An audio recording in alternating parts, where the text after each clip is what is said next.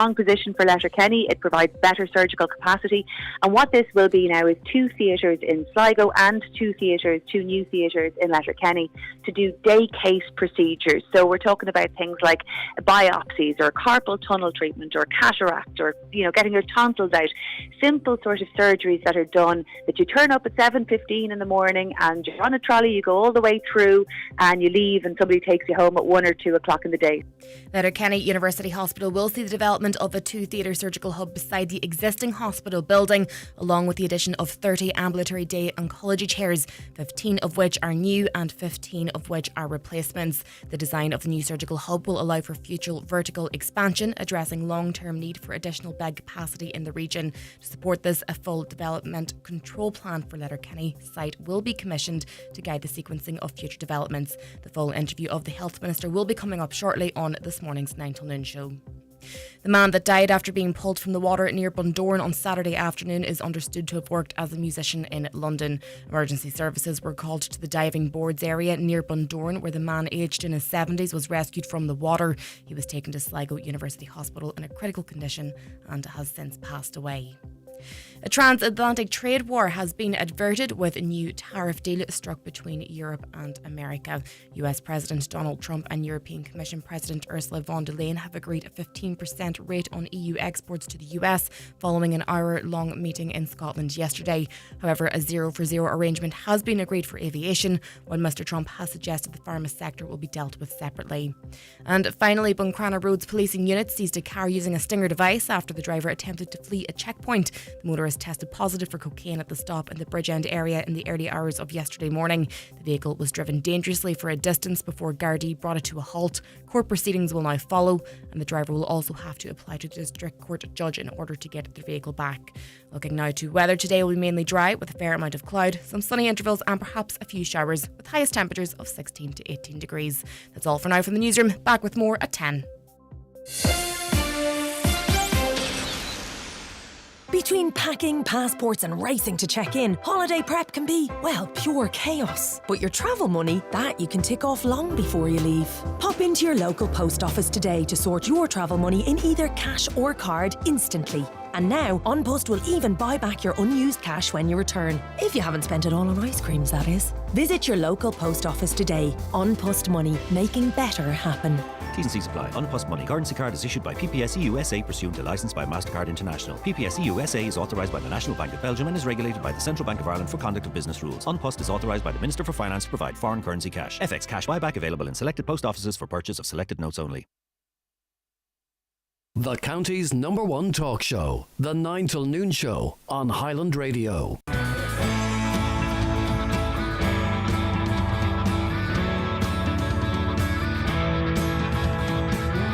And a very good morning to you. This is the 9 till noon show on Highland Radio with Donal Kavanagh here until 12 noon today. It is the morning after the day before, and there is a sense of disappointment across Donegal, but hopefully there is also a sense of pride, a sense of achievement, and a sense of looking back at how far we've come and what's been achieved over this past number of weeks by a group of fine young men who deserve everybody's respect. Front of the Donegal News this morning. We'll get to that in a moment. Just to let you know, of course, that if you want to make contact with the show, you can do so. Text us, WhatsApp us 086 60 25,000. Call us 074 91 25,000. If you're outside the dialing area, it's 0035374 91 25,000. And of course, you can contact us electronically as well. It's comments@highlandradio.com. You can contact us via social media. We're at Highland Radio. We're at Highland Radio on X. We're Highland Hub on Facebook, and you've got other options as well. We're on various other social media. You can, of course, watch the show unfold over the course of the next 3 hours. We're available on our YouTube channel, Highland Radio Ireland, and we're also available, of course, on our Facebook pages as well. Looking at the papers this morning, Derry People, Donegal News, and one word headline, gutted. Picture there of Michael Murphy and Neil McGee on the pitch at Croke Park. The disappointment obvious there, but as I said, what a journey they've taken us on over this past while. So lots, of course, in the papers about yesterday's match, and also looking inside of the Donegal News. Obviously, lots of pictures from Croke Park yesterday, from the past couple of days, and what what a role it's been. On the inside of the Donegal News this morning, lawsuits filed by families impacted by the Creaslet tragedy. Families and relatives of those killed and injured in the Creaslet tragedy have initiated personal injury cases, and we'll indeed be speaking to the solicitor who is leading that a little bit later on in the programme this morning. Looking across the border, the Derry News this morning, the front page, 2 hospitalised after disgraceful violent scenes. We're going to be visiting that story over the course of the programme this morning, those clashes after a match in the Brandywell and before indeed as well on Friday night. Also, councillors clash on bonfire issue. The members of Derry City and Strabane District Council have clashed on the issue of bonfires and the items placed on them by their builders. Speaking at the July Council meeting on Wednesday afternoon, Deputy Mayor Alderman Mary McMorris referred to the poppy wreath she had placed at the War Memorial in Derry's Diamond on July 1st to commemorate the Battle of the Somme. And she says both men and women from both religions fought and died together. They were all remembered unequivocally right across this nation. She said it's unfortunate that we're now seeing commemorative poppy wreaths stolen only to find them later placed on bonfires. That's the Derry News this morning. Irish Independent. Perhaps the hardest thing to see in Donegal this morning is the fact that every national paper has on its front page pictures of David Clifford and other members of the Kerry team posing with Sam Maguire yesterday. David Clifford with his son Ogie, which is a great name in fairness for the son of a Kerry footballer, remembering the great Ogie Moran from days gone by. They're posing there beside Sam Maguire after sweeping aside Donegal in the All-Ireland Senior Football Final yesterday. It's Kerry's 39th title. They had a 126 to 19 point victory. And looking on the inside again, pure heart and determination. Kerry fans rejoice. Then inside the Independent this morning, big win for Trump, a bad loss for Europeans, and a disaster for the EU's negotiating team. That's the analysis by Donal O'Donovan of the tariff agreement reached by US President Donald Trump and the EU President Ursula von der Leyen. They've agreed a 15% tariff on EU exports to the US. The Taoiseach says the trade deal will bring clarity and protect Irish jobs. Now, Micheál Martin obviously is going to put the best possible spin on it from his point of view. Donal O'Donovan, whose analysis is in the paper this morning, not as benign a view. It also means, as he's pointing out, that Keir Starmer, the British Prime Minister, locked in a 10% tariff, so that's immediately putting Europe and Ireland particularly at a disadvantage marked against the UK when it comes to that. Now, that's only, of course, if you look at economics purely from the perspective and point of view of tariffs, and there are other sort of elements involved in that whole discussion as well. Also in the dispatch section on the same page, with humour and vitriol, Scots use every tool in protest. And there was indeed a large pushback in Scotland over the past number of days against the fact that Donald Trump was visiting their country and playing golf at a facility in the country that he owns. Irish Times this morning, again, the main headline: tariff deal between EU and US averts trade war. The inevitable picture of Kerry footballers with Sam Maguire. Also, Australia fumes as Lions party. Great comeback by the Lions at the weekend to win the second match in the series. As far as I understand it, they've now won the series because it's 3 matches and they've won the first 2. Interesting story on the front of the Irish Times, one of the ones further down.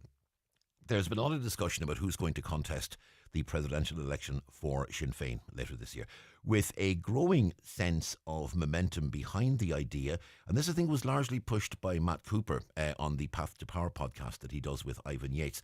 But there was a big suggestion that the Sinn Féin candidate for the presidency would be Mary Lou McDonald, that she would be pushed in to run for the presidency, and that would in turn put a huge focus on Irish unity, and that the presidential election this year would effectively become a referendum on Irish unity. Now, the headline in the Times: MacDonald will absolutely lead Sinn Féin into next election, says O'Neill.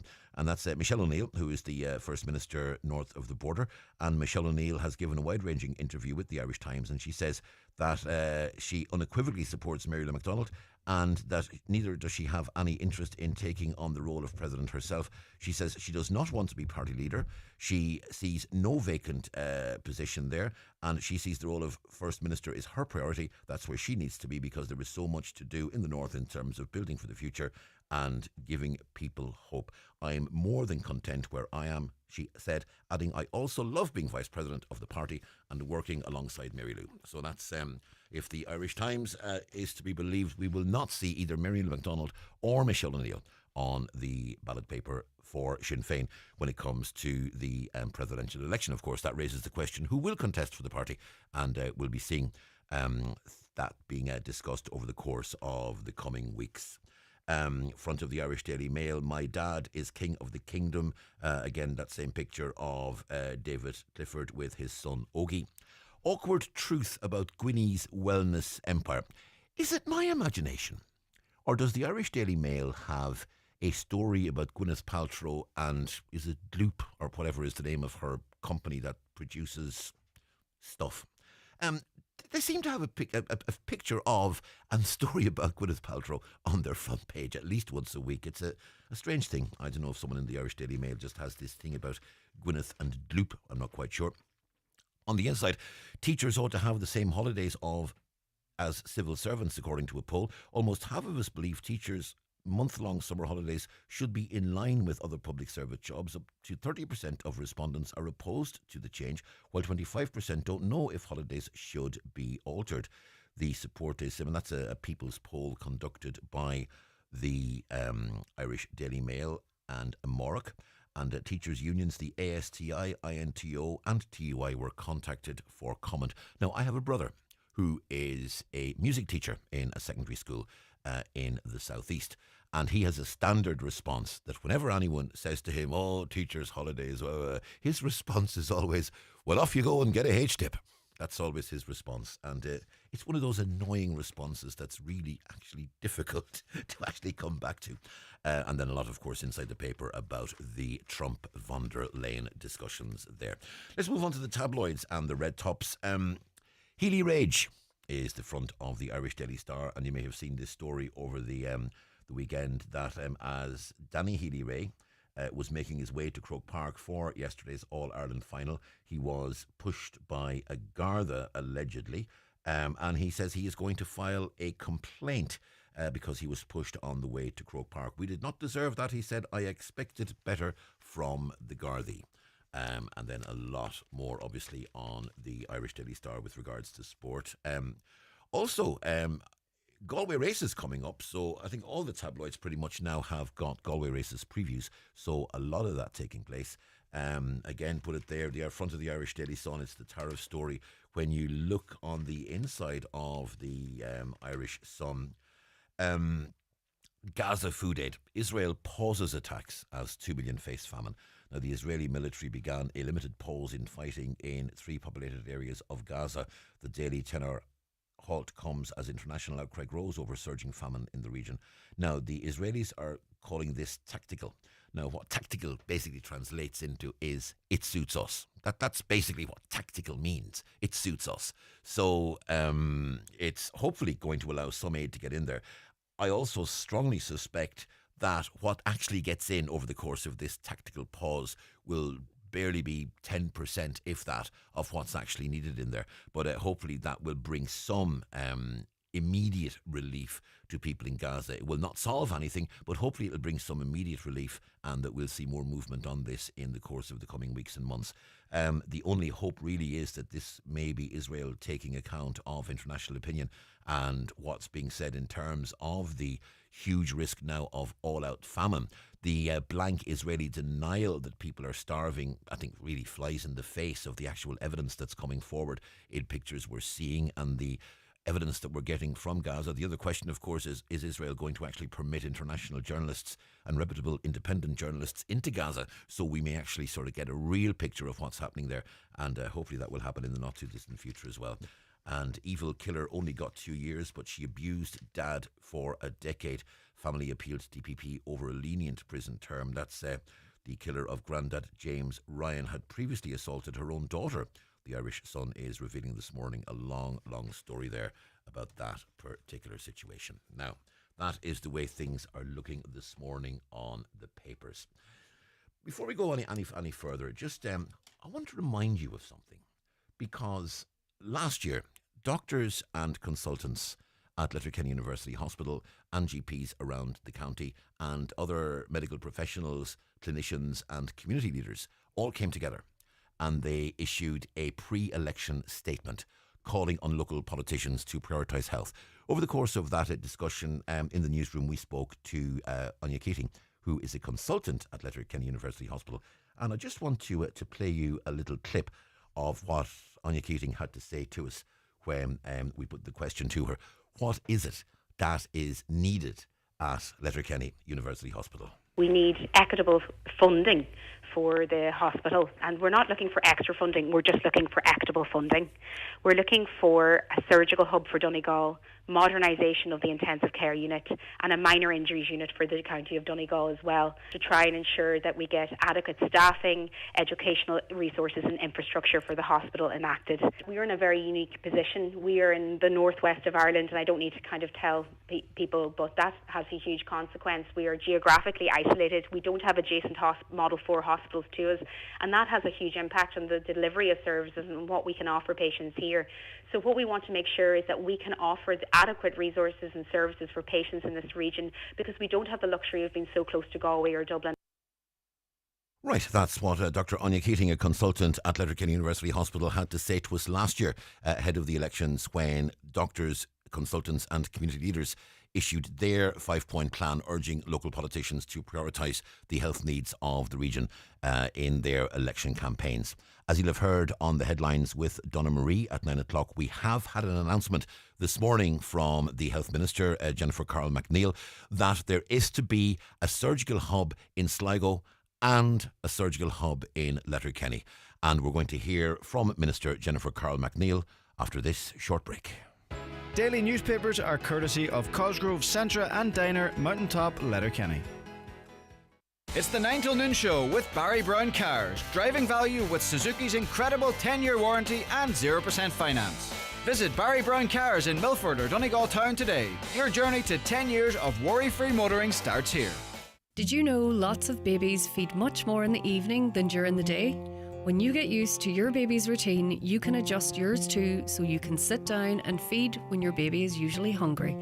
Visit mychild.ie for advice on pregnancy, baby and toddler health. At Bank of Ireland, we believe experience deserves respect.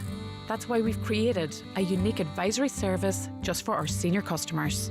Our dedicated senior advisory service provides personal, one-on-one guidance to help you stay in control of your savings. Available in person in any one of our 169 branches, online or over the phone, we're here to explain your options, not to decide for you. Whether you want flexibility, security, or both, you decide where and how to save. We simply provide the support and expertise to help you do it with confidence. You've worked hard your whole life. Now let us work with you to provide the care and clarity that ensures your money does what you want it to. Bank of Ireland's Senior Advisory Service, because financial freedom should grow with you. Bank of Ireland, trading as Bank of Ireland Insurance and Investments, is regulated by the Central Bank of Ireland. Even though the Kyo's flight home has been delayed again, Mr. Kyo remains the picture of calm because he ordered his Dunstores shop online. No stress about milk for the morning or tomorrow's dinner. Mr. Kyo is in holiday mode, and he's staying that way. Summer is served at Dunstores with online delivery, click and collect, and same-day delivery with Buy Me. Dunstores, always better value. Terms and conditions apply. Looking for a night of unforgettable entertainment? Come experience the magic at Angreenen Theatre. From dazzling musicals and gripping dramas to hilarious comedy, there's something for everyone. Book your tickets now at angreenen.com and follow us on socials at Angreenen Theatre. And let the show begin. Highland Radio Time Checks brought to you by EirGrid, the operator and developer of Ireland's electricity grid. EirGrid, powering up communities, powering up Ireland. The time is... Watch the show live now on YouTube, Facebook and at highlandradio.com. This is the 9 till noon show on Highland Radio. Delighted to say I'm joined by Minister Jennifer Carroll McNeill, the Minister for Health. Minister, good morning. Good morning. Minister, there's been a lot of discussion in the Northwest and particularly in Donegal about the development of a surgical hub. Much of the discussion in recent weeks has been Sligo versus Letterkenny. Will a hub go to Sligo? Will a hub go to Letterkenny? You're making the announcement this morning that there will be developments in both. Talk us through what's going to happen. So I'm delighted to announce this morning to a brand new surgical hub in Letterkenny and a brand new surgical hub in Sligo to serve the people of the Northwest, both in the Sligo region and in the Donegal region. And I think it's really, really important that we have both hubs, because I can see the population grow in this area. I can see that people, the geographic distribution in this area, people need treatment as close to home as possible. And I don't want people from Donegal having to be travelling to Sligo and indeed Galway for different procedures that I believe they should be able to access in Letterkenny.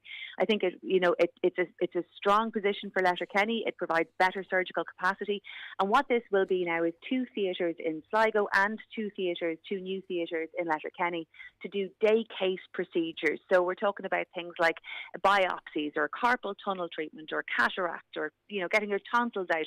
Simple sort of surgeries that are done, that you turn up at 7:15 in the morning and you're on a trolley, you go all the way through and you leave and somebody takes you home at 1 or 2 o'clock in the day. So you're not staying over in hospital.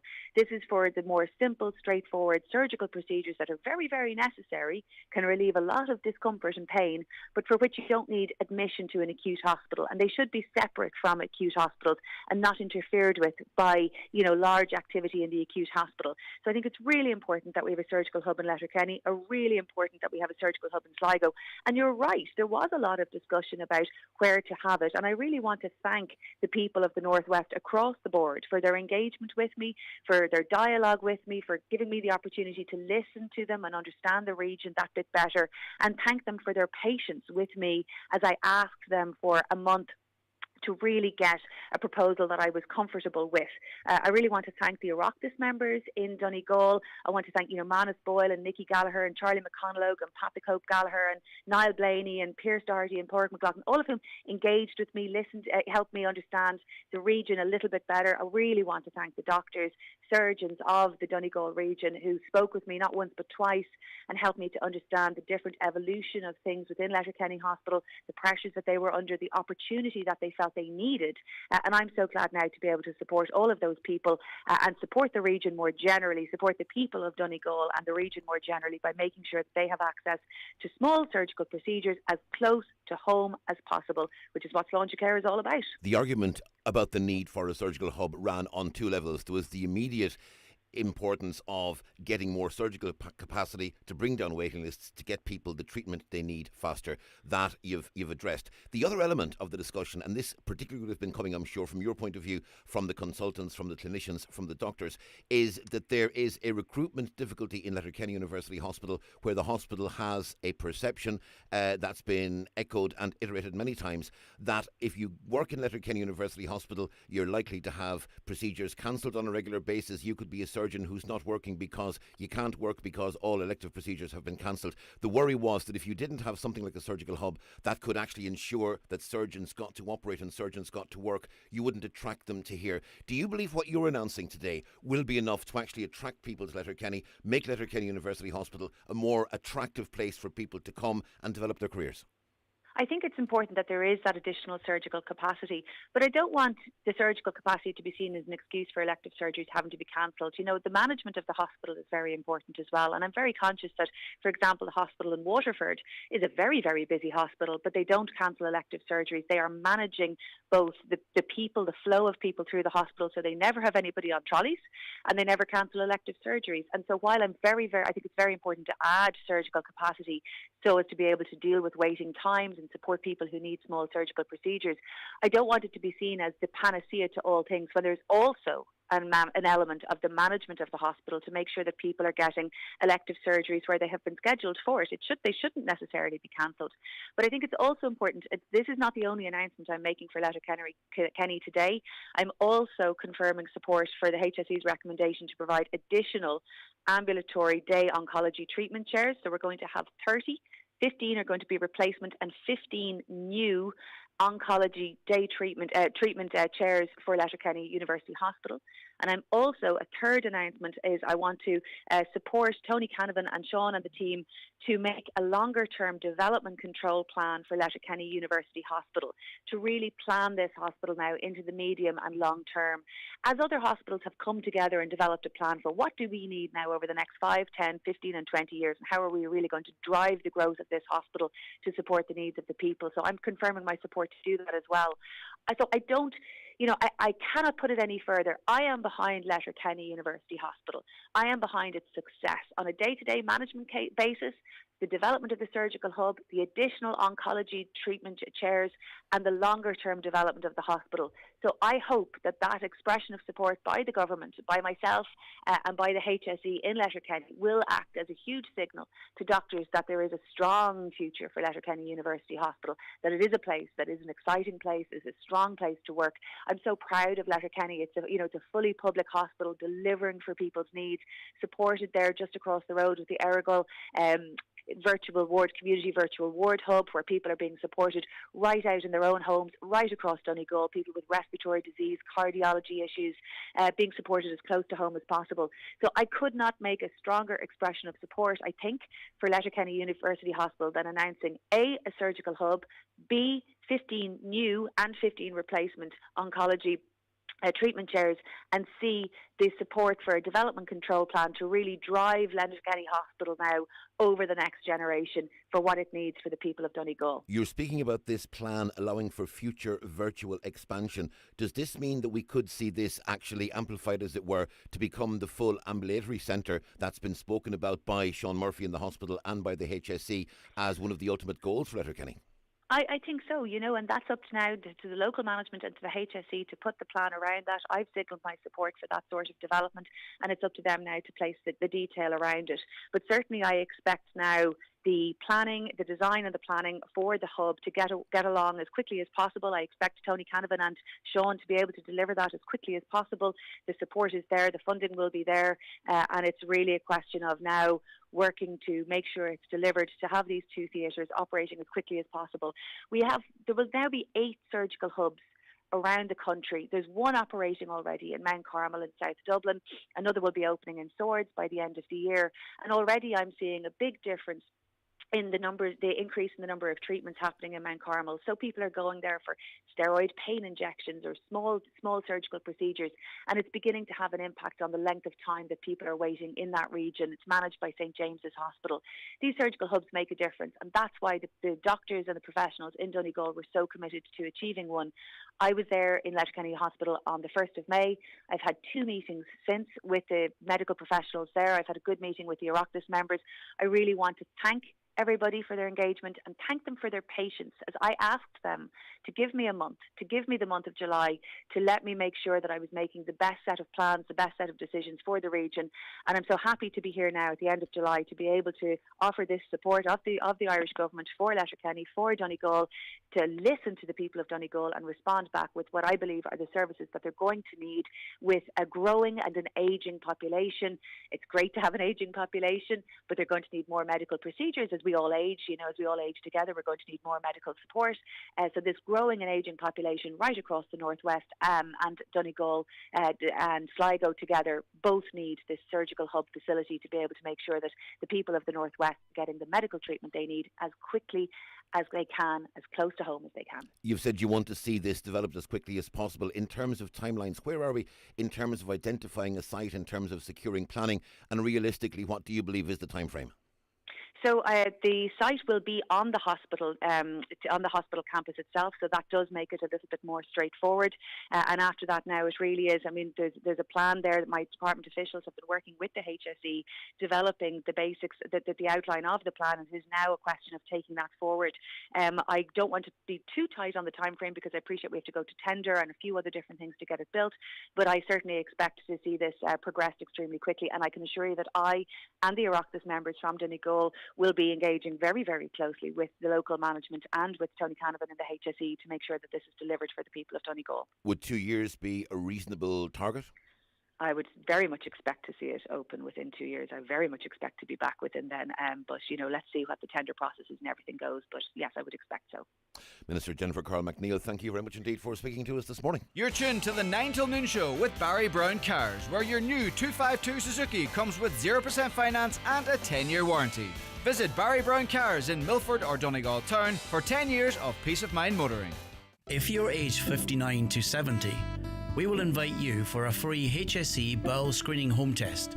Screening can help find signs of bowel cancer early, before any symptoms show, making it easier to treat. Big Band Country Nights continue at Logues of Cranford Tuesday with David James and his band. That's another big country night this Tuesday with David James at Logues of Cranford, where you'll also find music in the Wee Bar on Saturday and all-time dancing on Sunday. With 75 years experience under our belt, Fleetwood Paints understands the demands on Irish homes more than most. Handcrafted in County Cavan, our family-owned business has created paints that understand Irish weather. Fleetwood Weatherclad paint offers triple lock protection and 18-year durability that defends against UV, algae and Ireland's toughest weather conditions, keeping Irish homes beautiful while supporting local jobs.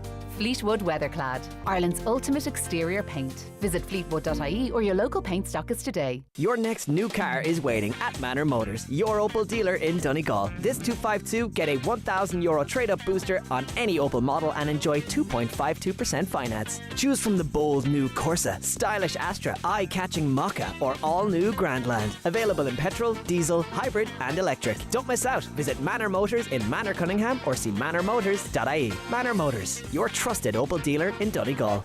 It's here, it's now, it's Belfast. Come and celebrate creativity at Ireland's biggest community arts festival, Fela and Fubble. For country fans, Nathan Carter, the Whistling Donkeys, Lisa McHugh and more will be playing your favourite tunes at Country Fest on Saturday 2nd of August. Dance music more your thing? On Friday 8th of August, the legendary Fela Dance Night takes over Falls Park with acts including Dara and trance legend Paul van Dyk. Uncover it all at visitbelfast.com. Don't delay when you get your bowel screening invitation. Call us today on 1800 45 45 55 or visit bowelscreen.ie. From the HSE. It's 27 minutes to 9 o'clock on this morning's 9 till noon show. It's Donal Kavanagh with you until 12 midday. Well, before the break, we heard from Health Minister Jennifer Carl McNeill. There's been a long and lengthy discussion about the surgical hub. Would it go to Sligo? Would it go to Letterkenny? One of the arguments being made by many people was, well, why not develop a surgical hub in both? Well, among the many people listening to that interview was Dr. Pádraig McGuinness, who is a GP and has been very much involved in meetings with Minister Carl McNeill and others over the course of the past while. Let's say he joins us on the line. Pádraig, good morning. Good morning, Donal. Pádraig, you've been listening to what the Minister said. You would have been involved in several meetings with the Minister over the past number of months. You did say before you were confident that she was listening, you were confident that she was taking this very seriously, and you had hopes that she would do the right thing. Have those hopes been realised? Oh, absolutely. This is a brilliant day for Donegal, and it's a brilliant day for the patients of Donegal. The Minister, from the very get-go of us making contact with her, had been in listening mode, and we've been saying that all along. And the Minister, when she met with us on 2 occasions and when she sought further clarification from us over the last few months, clearly listened to what we were saying, clearly understood the nuances of Donegal and our geography and our population and all of those factors that were well discussed before. She listened to all of that, and today she's made a decision that will be far-reaching for the patients of Donegal over the next years to come. Have you managed to have any further contact with the Minister to get more flesh on the bones as to what this will entail, or are you working off the same initial press release and announcement that we are? We're working off the same. We have had contact with her office in the last 24 hours as well. It's much of what she said to you already, Donal, this morning.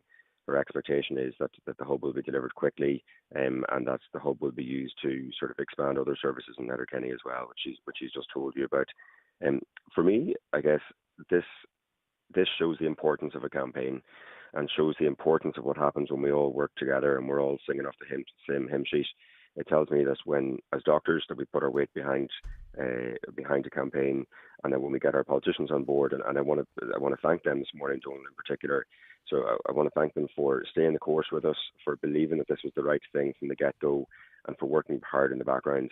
To Senator Manus down in South Donegal. He was incredible for us, Manus Boyle, and we want to thank him and Pat the Cope and others today who did Trojan work in the background, ensuring that the Minister had all the facts and figures and that Donegal was high up on our priority list. Before the break, just before we played the Minister's interview there earlier this morning, we played a clip from Dr. Anya Keating, taken from that 5-point plan that was published last year ahead of the elections, urging politicians to prioritise things. And it was interesting that the very first thing referenced in that plan was a surgical hub, and that showed the priority of this development.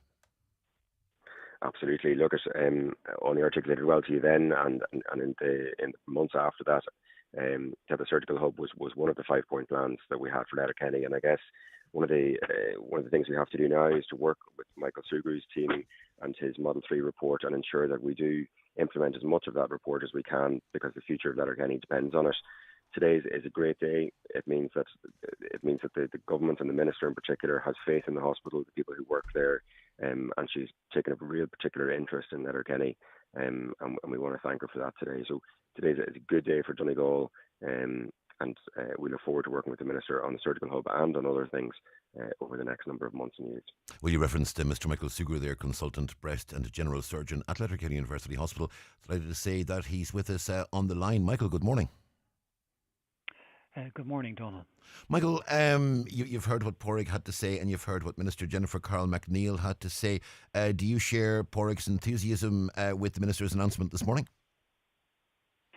Yes, I think this has been a tremendous day for Donegal, for the Northwest, for the people, for the mums and dads, for the people who potentially are going to get sick in the future, for people like you and I, Donal, who want to live and work in this county. What the Minister has done is truly remarkable. She's a very impressive person to deal with.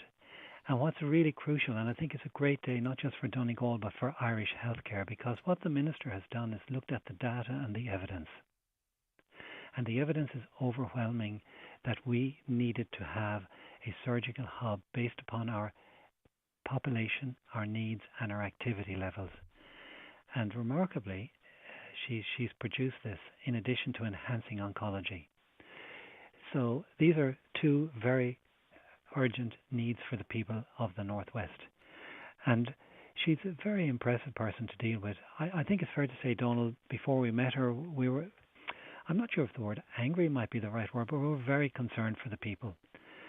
And she listened, she's taken it on board, she's reviewed the evidence, and she's come up with a decision which is fair and equitable for the people of Donegal. And there are a number of people to thank apart from the Minister. First of all, our politicians. We are so fortunate to have politicians in this country, but particularly the members of the Oireachtas, the elected members and senators, who together cross-party put political things aside for the benefit of the people. Tremendous. And then we had unity among both consultants and GPs for 130-something doctors who signed this. We're so grateful to them, because this has given us a new ray of hope here in Donegal, that we can continue advancing our medical care. Donal, we do some great things in the hospital, but we have been very challenged. And this is a ray of light. Greg and Caroline and you in Highland have been airing this, and we're very grateful to you and others in the media who've brought this to the attention of the public. So Donal, it is a tremendous day for Donegal in terms of the well-being and the commitment from the government and the Minister in particular.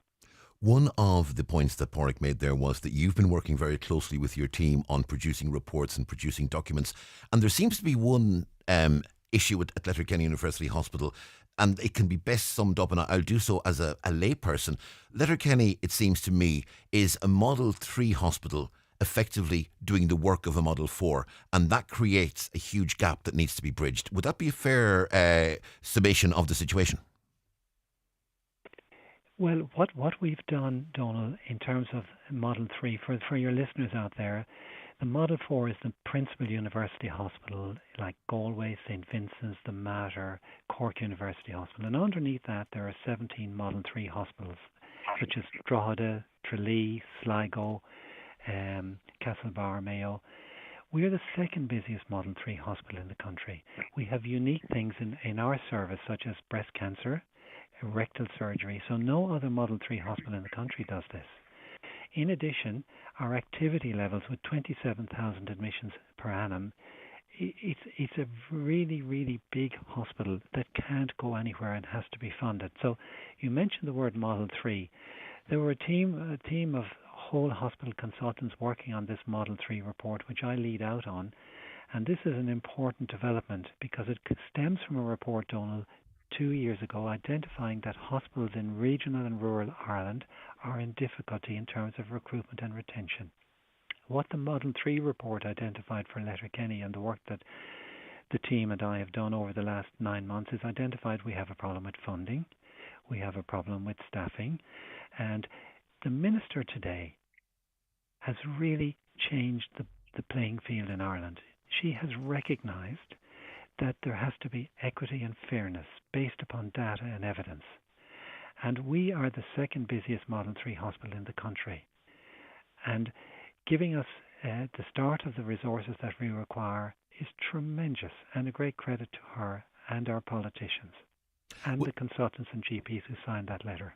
Well, speaking of our politicians, we're joined by Deputy Padraig McLaughlin. Padraig, I couldn't help notice over the course of that interview when Minister Carl McNeill was thanking local politicians.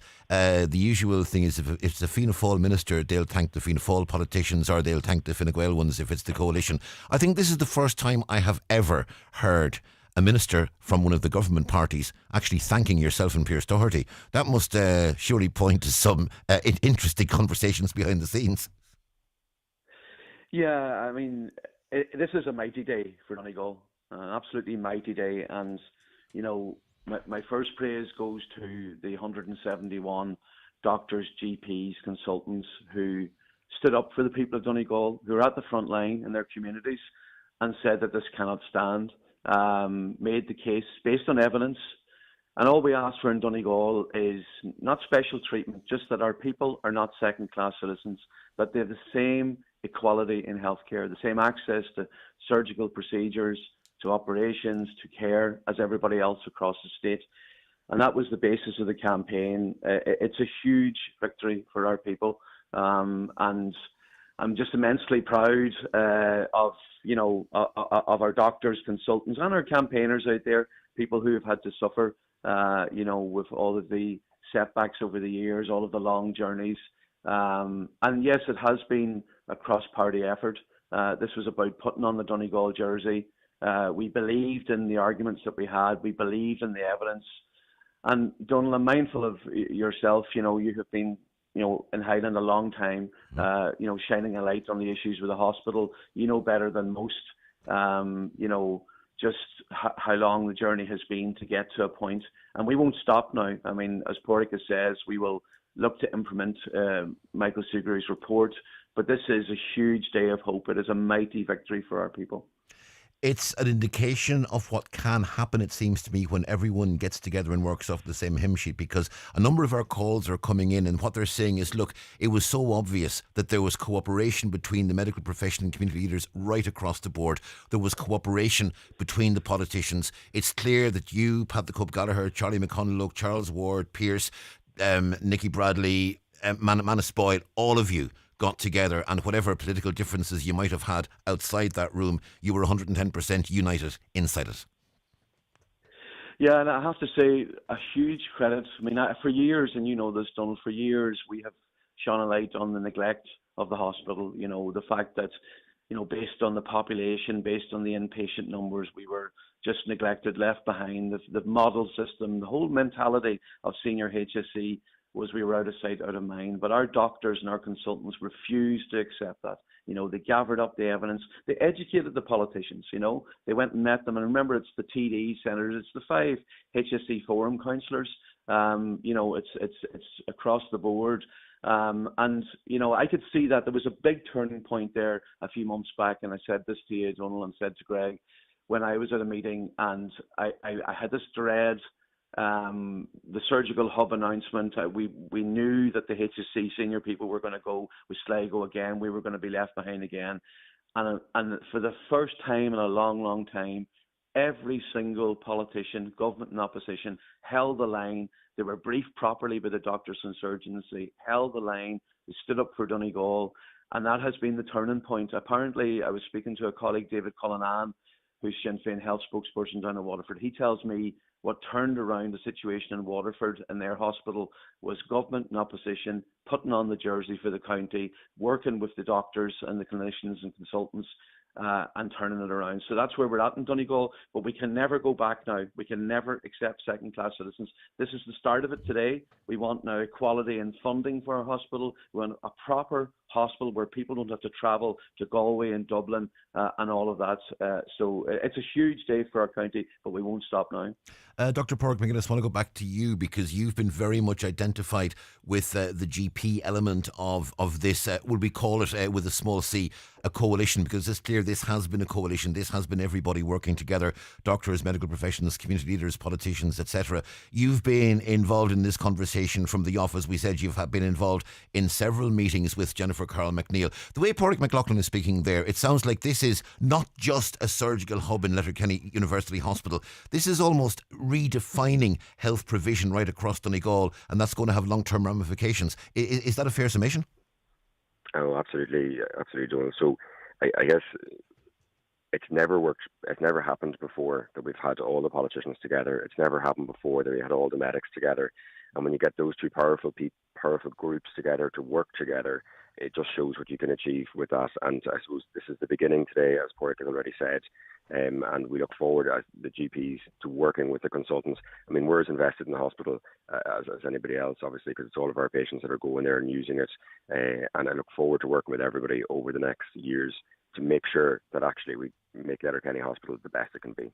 Dr. Pádraig McGuinness, thank you very much indeed for speaking to us this morning. Deputy Pádraig McLaughlin, thank you as well. If you don't mind, I'm going to clear your two lines. Mr. Michael Sugar, I want to go back to yourself because the issue of recruitment and retention is one that you identified as being highly important. Do you think this announcement today is going to make it easier to recruit new consultants, to recruit new senior medical personnel to Letterkenny University Hospital? Most definitely, Donal. What the Minister has done is really rekindled this hospital. And what we are in a position now is we're in a position to say, yes, the Department of Health and the Minister now recognise that there is a significant issue in the hospital that needs to be overcome. And this is the first step. We have a very comprehensive draft 80-page report looking at the areas that need to be improved in the hospital. And this is all based on evidence. So funding is crucial. You can't employ people and run a service without funding. And activity-based funding is so important to the future of health service delivery. Excuse me. And patient-based resource allocation is going to be the future. When this occurs in the Irish health system, Donegal will benefit because we're doing activity levels that we need to be funded appropriately for. And I have no doubt that the Minister will see this because she seems fair and honest, and this will come through in time. To have the Department Secretary General down here understanding Letterkenny Hospital is fantastic. It is so important that people in Dublin understand what's going on in Donegal. So recruiting now is going to become much easier because we have a commitment from the government to actually make us on a par with other hospitals. And there are other areas that this can now be moved forward, Donal. And, you know, the politicians have worked so, and I haven't picked out one politician because it wouldn't be fair. It would do total injustice. I could name all 7 of them, or 8 of them, but I might miss one, and I won't do it, Donal. But they have been extremely well briefed. And I suspect they're the most briefed healthcare politicians, apart from the Minister, in the country at the moment. And they understand healthcare. And for that reason, they all stuck together because we want people to come and work here. And it is geographically isolated. I got the bus down to Galway on last Thursday or Wednesday. I was operating in Galway and I get the public transport so I can do some work. 5.5 hours, Donal. You know, left at 2 and at 7:30. I mean, I got 3 hours work done on the bus. But, you know, people don't realise this until they come here. We have no rail, we have no motorway, and we have fantastic education systems here, but to recruit we have to have hope in the hospital. And this has lifted an air in the hospital, this ministerial decision, which is so welcome for everyone here. One very quick question, if I may. We know that there's a satellite link, and you're very obviously involved in this because breast cancer is to the fore of this, but there is a satellite link between Letterkenny and the Cancer Centre of Excellence in Galway University Hospital. Does this open the door for that to be expanded and for more services to be offered locally? Issues, for instance, we know there's a urology unit at Letterkenny University Hospital that is inactive, and people are travelling on a regular basis from Letterkenny down to Galway for biopsies and things like that, for MRIs and so on, and they have to go to Galway to get it done. They have to go to Galway to the rapid rapid response unit for prostate down there. And I speak from personal experience in that respect, and I will put that out there because I am speaking from personal experience there. But in terms of that, is there a possibility to actually enhance that link between Letterkenny and Galway and offer things like, for instance, prostate biopsies in Letterkenny rather than forcing travel down to Galway? Yes, and this is the whole area that needs to be looked at now. So what a surgical hub does, you can do 400 procedures in a surgical hub. So, I mean, I've personally done 9 breast cancer operations in the last 2 weeks. 7 of those 9 could be done in a surgical hub. That releases our main operating theatre, which is in the main building, to allow for other operations to be done. So this will open up our main operate, because we do have a very significant capacity issue in our main operating theatres, and the addition of a surgical hub will open that up. So to answer your question, the links between us and Galway in terms of breast cancer have been excellent. We see 3,500 patients a year, over 100 patients with cancer, and I'm in the middle of my clinic at the moment, so I'm going to have to go very shortly.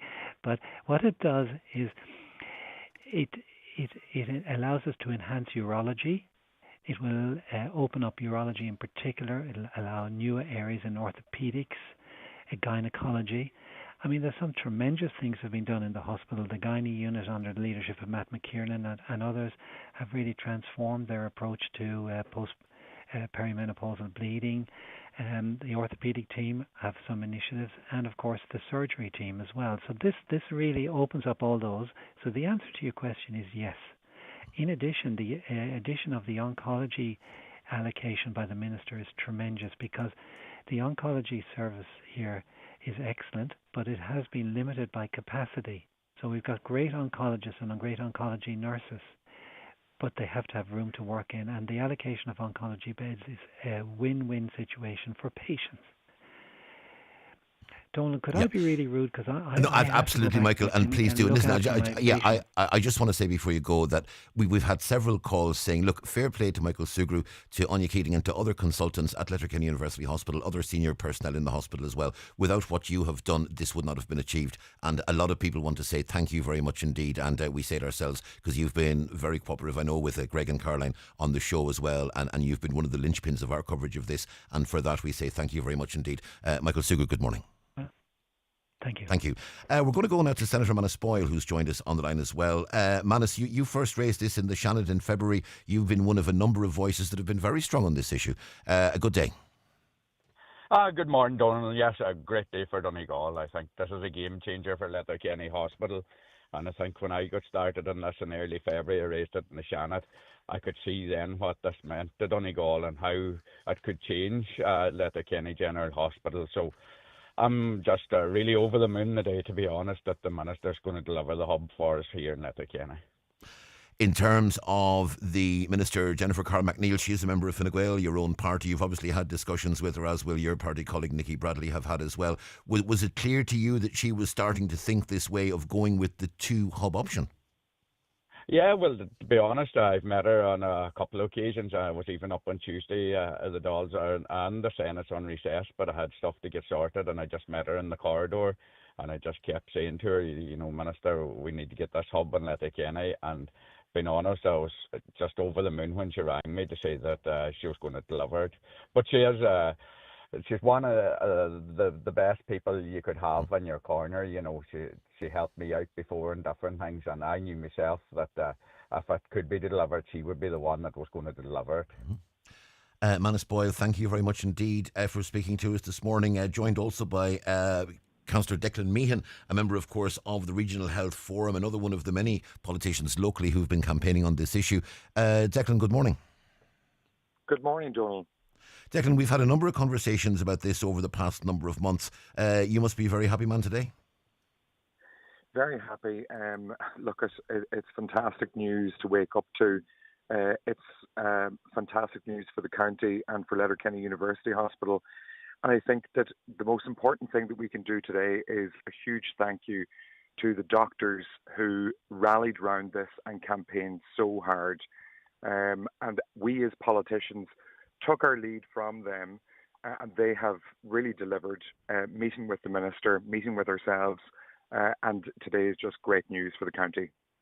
It's the best option, really, because Sligo get the hub, Letterkenny gets the hub. It seems on the face of it that certainly everyone's got what they wanted, everyone's got what they need. It isn't very often that happens in politics.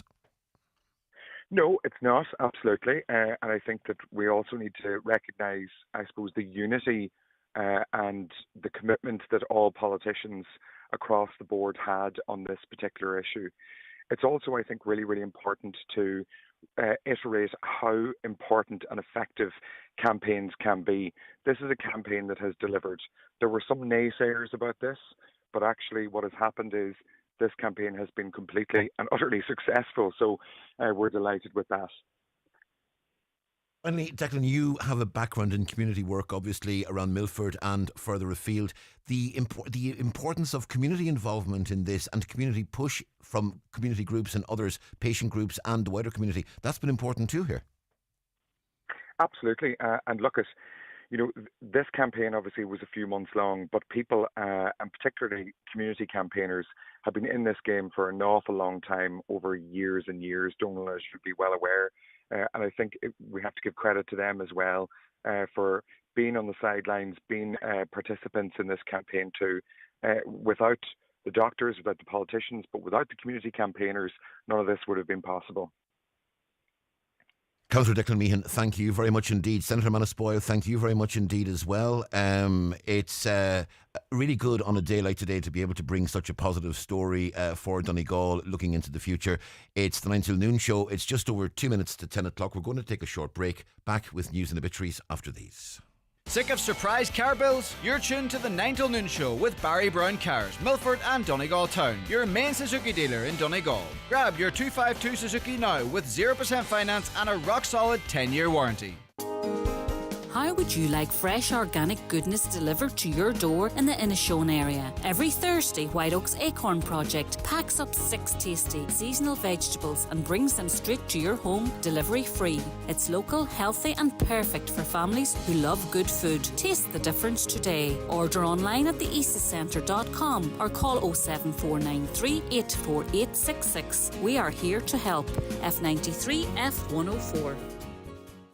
At Eclipse Cinemas, Bundoran and Lifford Strabane, the stars shine brighter.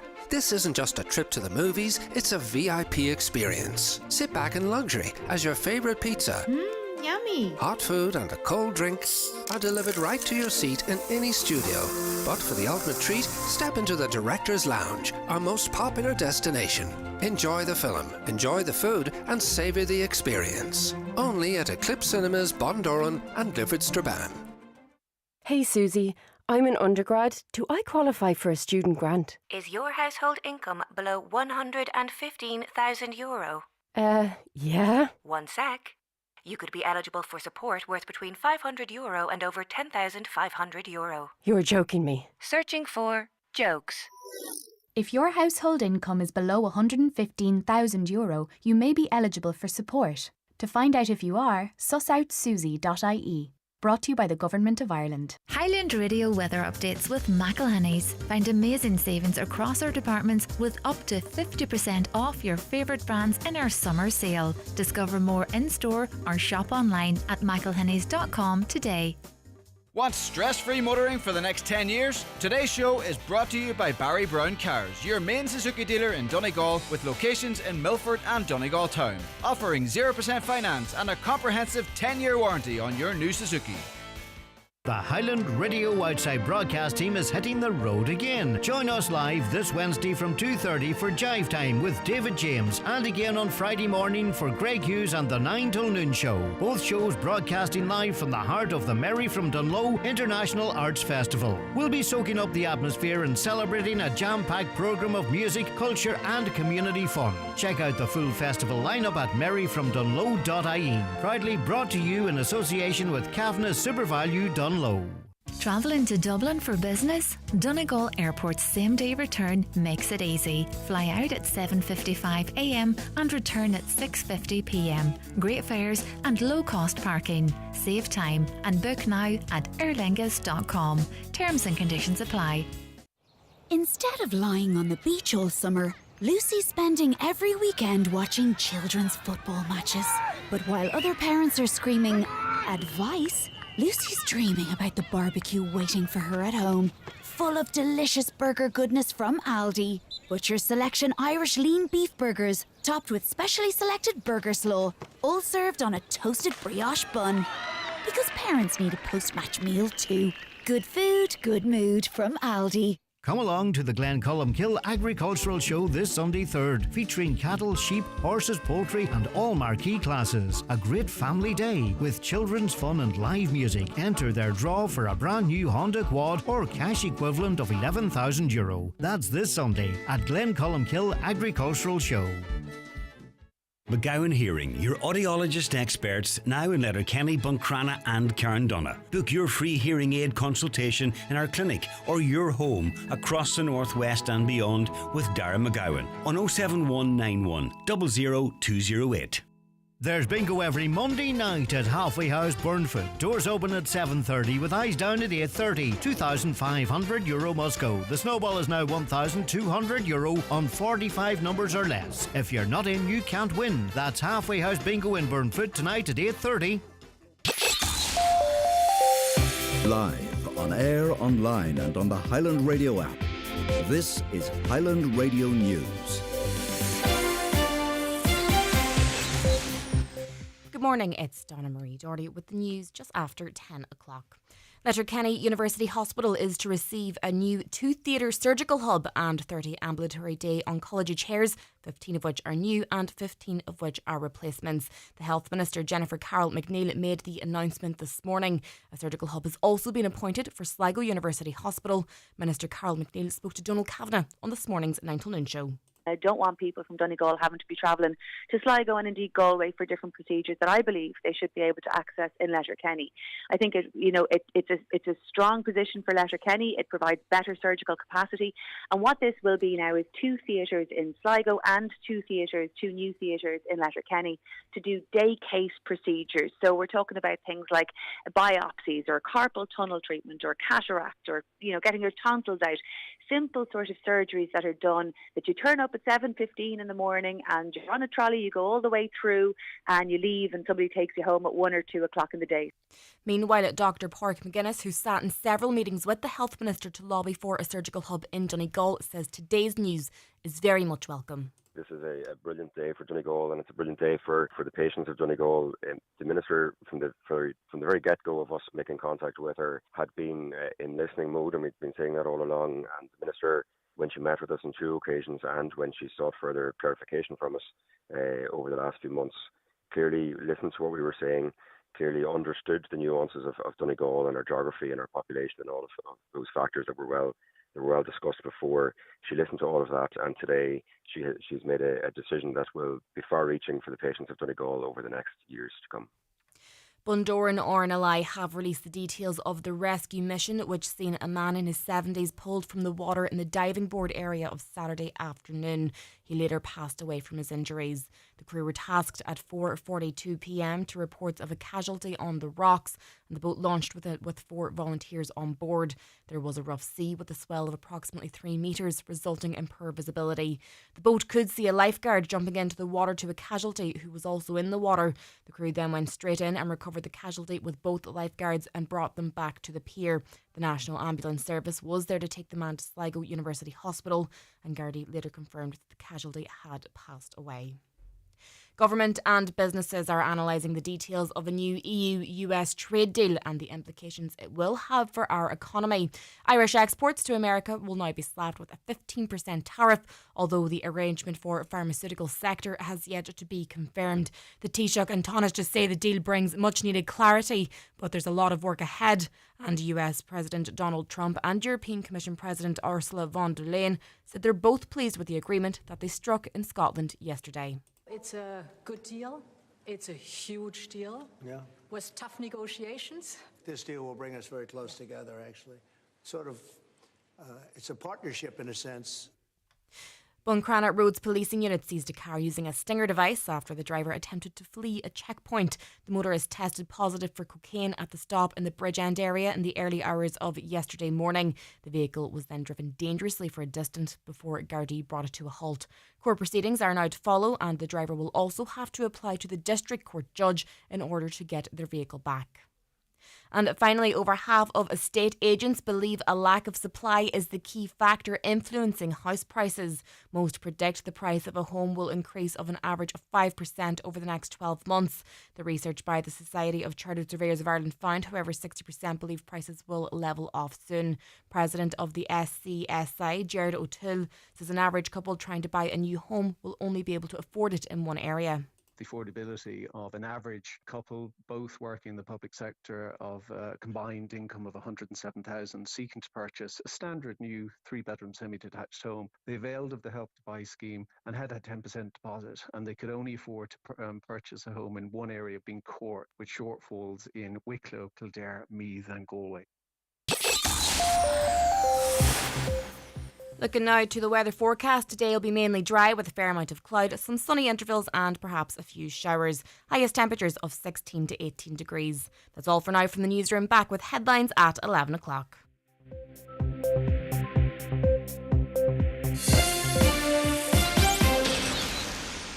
The obituary notices this Monday morning, July 28th.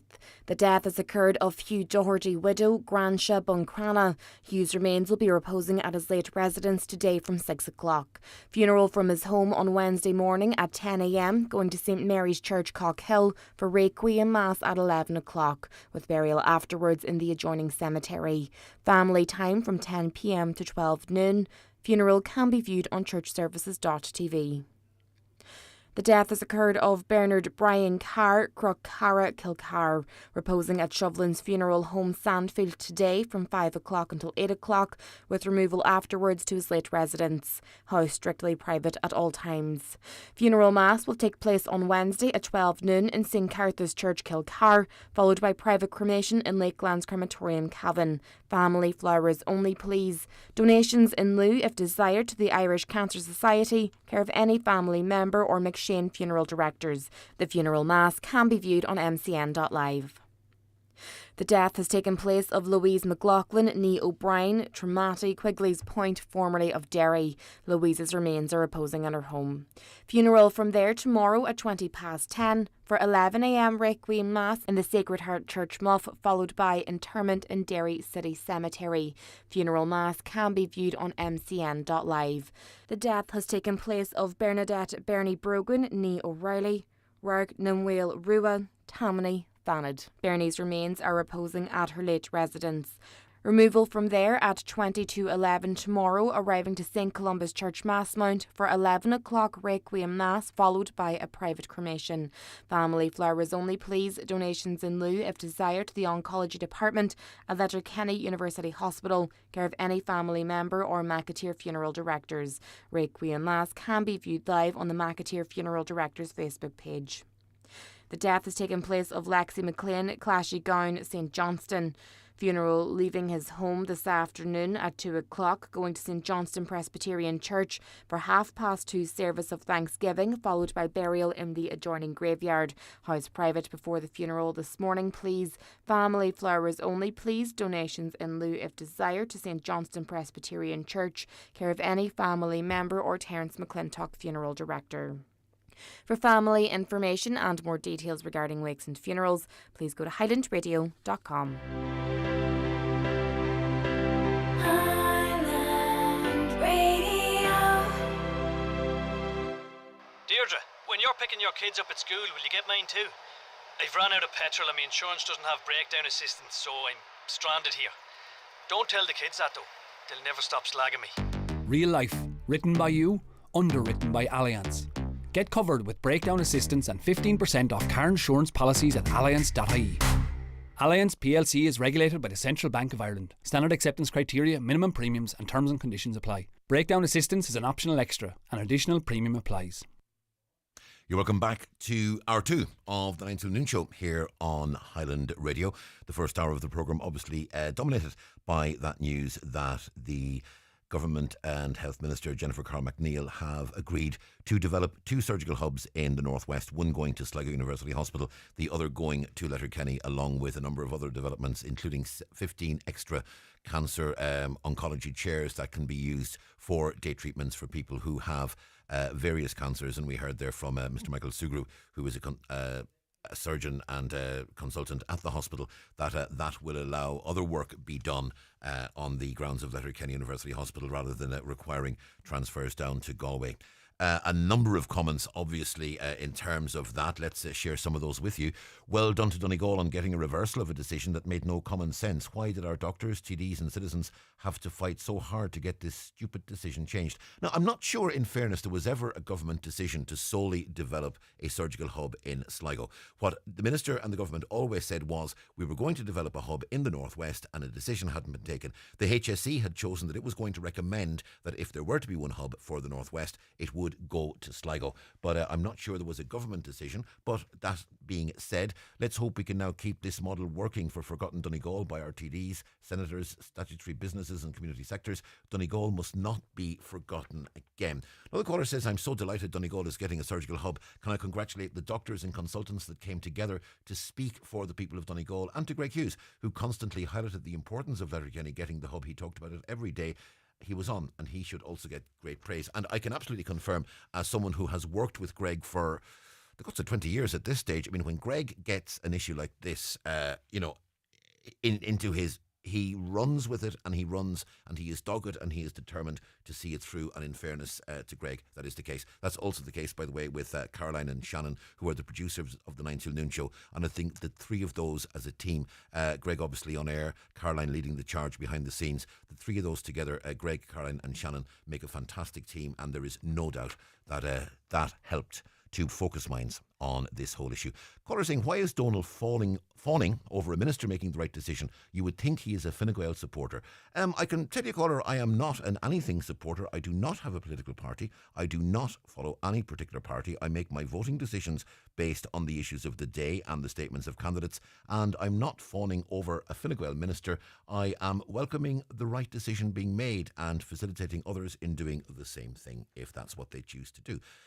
Morning, Donal. We owe so much to the consultants and doctors from Letterkenny Hospital for getting this surgical hub to Letterkenny. It was them speaking out and meeting this minister that made this happen. To those doctors, we say thank you. They've done more than all the politicians put together. There is no doubt that what the doctors have done has been absolutely vital in getting this. And we played that clip from last year of Dr. Anya Keating there before the interview with the minister, where it was made quite clear that a surgical hub was the first of 5 points that they were seeking in order to address problems with the health service in the county. Caller says, Greg Hughes is the person that started the ball rolling with that interview with Marion Harkin. It's time she woke up. Now, what I would say about that is, in fairness, this debate has been ongoing long before the interview with Marion Harkin with Greg. In fact, if I am correct, and I do stand to correction on this, I think the interview with Marion Harkin came between the two meetings that the doctors had with the minister. I think they first met with the minister in May. The interview between Greg and Marion Harkin on the 9 till noon show, I think, was early June. And then the second meeting with the minister was shortly after that. So I think the surgical hub debate was on long before Marion Harkin spoke on the 9 till noon show with Greg. Fantastic news, caller says. Ray, the announcement of a surgical hub for Letterkenny. Well done to everyone who worked to getting this secured.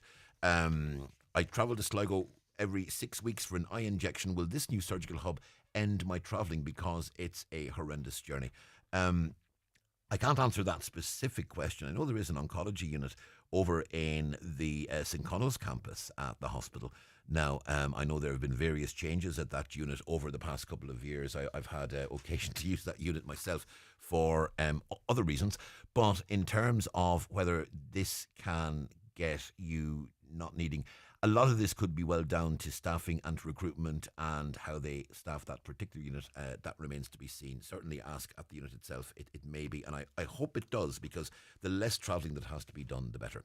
Just another issue, just to go away from the hub for a moment before we take a quick break. Caller asks, could you find out please why the credit union in Letterkenny have stopped having card draws? Maybe I missed an email from the credit union. Did any members get a letter advising them of this? Staff don't know why it's happened. We don't get interest or dividends, and it was nice when someone won the car. Caller asks, and we've got a response from Gordon down at the credit union, and it's quite simple. The board have not decided to stop the members' card draw.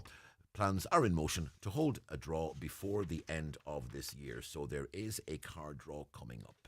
I can assure you, caller. So if you're one of those who enjoys taking part in that credit union card draw, well, you will get your chance again, because there is one on the way. Now, it is time for our bingo numbers. But before we do, just want to remind you of a story that we read in the Donegal News at the top of the programme, that there is a civil case being taken by a number of those bereaved and affected by the Creasle tragedy.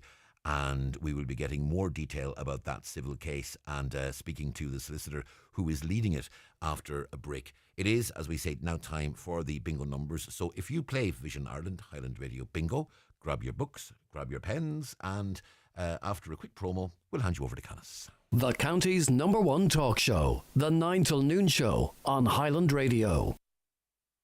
It's time for Vision Ireland Bingo on Highland Radio. It's Monday, the 28th of July. You're playing on the green sheet for the daily prize of €600. The reference number is S11. It's game number 31. The numbers are 34, 11, 77, 38, 67, 21, 1, 78, 71, and finally 85. Phone your claim to 9104833 before midnight, leaving your name, contact number and the name of the shop where you purchased your book, and we'll call you back the next working day. Get all your Vision Ireland bingo information at highlandradio.com. 75 years ago, SEAT set out on a journey to create cars that move people in every sense. From the iconic Ibiza and Leon to the family-friendly Arona and Ateca SUVs, designed with style and practicality for those who expect more. Now to celebrate, you can avail of exclusive offers across the SEAT range at our 252 sales event this June. Find out more at your local SEAT retailer or visit seat.ie. SEAT. Expect more. Your local SEAT dealer is DMG Motors, Clara Road, Donegal Town. Telephone 074 9721 396. Mary here from the cosmetic department at McGee's Pharmacy to let you know that Clarence have a great skincare gift available this week. Buy 2 Clarence products, one to be skincare, and you will get a choice of 3 deluxe size essentials from a selection of 10. Which 3 will you choose? This great Clarence offer is available until Saturday the 9th of August, or while stocks last, and store and online at mcgees.ie. Remember, for any skincare advice, you can always talk to myself or any staff member here at McGee's Chemist, Main Street, Letterkenny, where the best costs less. It's the 9 till Noon Show with Barry Brown Cars. Driving value with Suzuki's incredible 10-year warranty and 0% finance. Visit Barry Brown Cars in Milford or Donegal Town today. Your journey to 10 years of worry-free motoring starts here. It's the 9 till Noon Show on Highland Radio. We're joined on the line now by Damien Tansey, who is the senior partner in Damien Tansey Solicitors. They have offices in Sligo in Dublin. He's also a senior counsel. Damien, good morning. Good morning. Damien, we learned at the weekend that you are taking a civil action on behalf of a number of the families bereaved in the Creasle explosion, and also a number of others who were affected directly by the explosion. First of all, can you tell us what the nature of this action is? It's an action, obviously, in the cases where family members lost loved ones, it's called a fatal claim or a fatal injury claim. And in others, it's personal injuries and nervous shock. They all fall within the category of personal injury actions. We're acting for several families, some of whom lost loved ones, and in other cases where significant and catastrophic injuries were occasioned as a consequence of the explosion. And we're also acting for a number of apartment owners, 6 or 7 of the apartment owners who lost their apartments as a consequence of the explosion. And the actions are against several entities. One of them is in liquidation, and because of that, we had to make an application in advance for the leave of the High Court to institute proceedings against an entity in liquidation. You cannot sue a liquidated entity or an entity that is in liquidation without the prior consent of the High Court. All of these claims were prefaced by claims that were made to the Injuries Board, the Injuries Resolution Board, and its predecessor, PIAB. Again, you know that you cannot prosecute or you cannot even start a personal injury action without first getting the consent of the Injuries Resolution Board, which is the current name of that body. Previously, it was PIAB. So all of those claims were submitted to PIAB, and PIAB issued authorities allowing the applicants to proceed with their actions in the High Court, and that's what we have done. So numerous actions have been launched in the High Court, and they will be prosecuted vigorously against numerous entities, including the people who owned the premises. What do you envisage will be the time frame for the cases to be heard and potential resolutions to be issued? Well, each claim names several entities as respondents or as defendants. And the expectation is that each of those will be separately represented. And that gives rise to a circumstance where you have, in the case of each of our clients, several sets of pleadings, because each of them will be separately represented. Each of the defendants will file what's called an appearance. Each of them will file what's called a notice for particulars. That notice will be replied to. Each of them will file a defence, which is their response to the action, and then the action will be set down for trial. So, because of the multiplicity of entities, and because it is envisaged that there will be significant discovery, these will be applications made on the part of the plaintiffs for discovery of documents in relation to the case and in relation to the explosion. That will prolong matters. But you can be assured, as is in keeping with our approach generally, those actions will be prosecuted with great vigour and great energy, and in order to bring them to a conclusion quickly. This obviously is running in tandem with an ongoing Garda investigation. There is no question that this will compromise the investigation, or vice versa, that the investigation will compromise the civil cases. No, these actions have a separate status, a separate entity. These actions are civil actions that are being taken on behalf of injured parties. The guards are investigating what transpired in Creeslough with a view to determining whether criminal offences were perpetrated by any of the interested parties. There's also an investigation, as you know, underway that is being conducted by the regulator of substances that are volatile and dangerous. And there is also an investigation being conducted by the HSA, that's the Health and Safety Authority, on the basis that this venue was a workplace. So all of those investigations are underway. Now, they're already more than 2 years old. How long more are they going to last? And, you know, there are time limits impacting on the people for whom we act. Applications must be made within 2 years of the occurrence of the event giving rise to the action. So they couldn't afford, they didn't have the facility or the liberty to wait until their guards eventually produce a report indicating what transpired. Now, you'll recall that recently, in the context of an investigation that was set in train in relation to Michael Lowry and his involvement or not in the events that are very well known about in Ireland, it took the guards 14 and a half years to finalise that investigation. And it was only recently that they submitted a file to the DPP after 14 and a half years.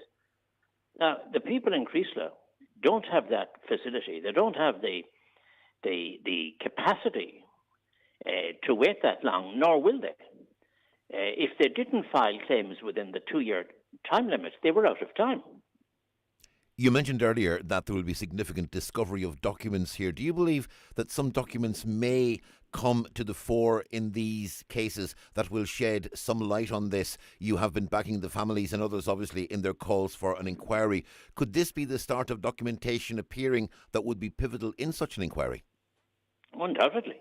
I mean, there's a vacuum in terms of information. There's a vacuum in terms of explanation as to what caused this tragedy. This is one of the biggest single tragedies resulting in loss of life ever in the state. And it is entirely unacceptable and entirely unsatisfactory that in terms of the performance of the state and its agencies, that they should preside over such a vacuum of information. That is entirely unsatisfactory. And information should be forthcoming. I mean, we get bits of information which is drip fed to the media. This person has been investigated, this person has been arrested, or the other person has been arrested and has been released. That's the entirety of the information that has been forthcoming in relation to this enormous tragedy. And, it is high time that some explanations were forthcoming, or at the very minimum, that some indication is given as to how long the Garda investigation will take, how long the other two investigations will take.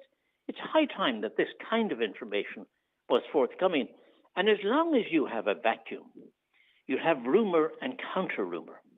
But talking about rumour, all of the indications are, on the basis of informed comment, that this explosion was caused by gas and that it was caused as a consequence of ill-fitting gas equipment on the site. There are the indications that are coming out from informed sources at the moment. Now, we need to know, and we need some information as to how long these investigations are going to take. You can't leave it indefinite. You cannot leave matters of this nature on the long finger where they don't know when an investigation is going to be concluded. And I mentioned earlier in relation to the Lowry matter, it took them 14 and a half years to prepare a report and to submit that report to the DPP. Are we facing the same kind of delay in this case? And on the question of delay, given that this was the biggest single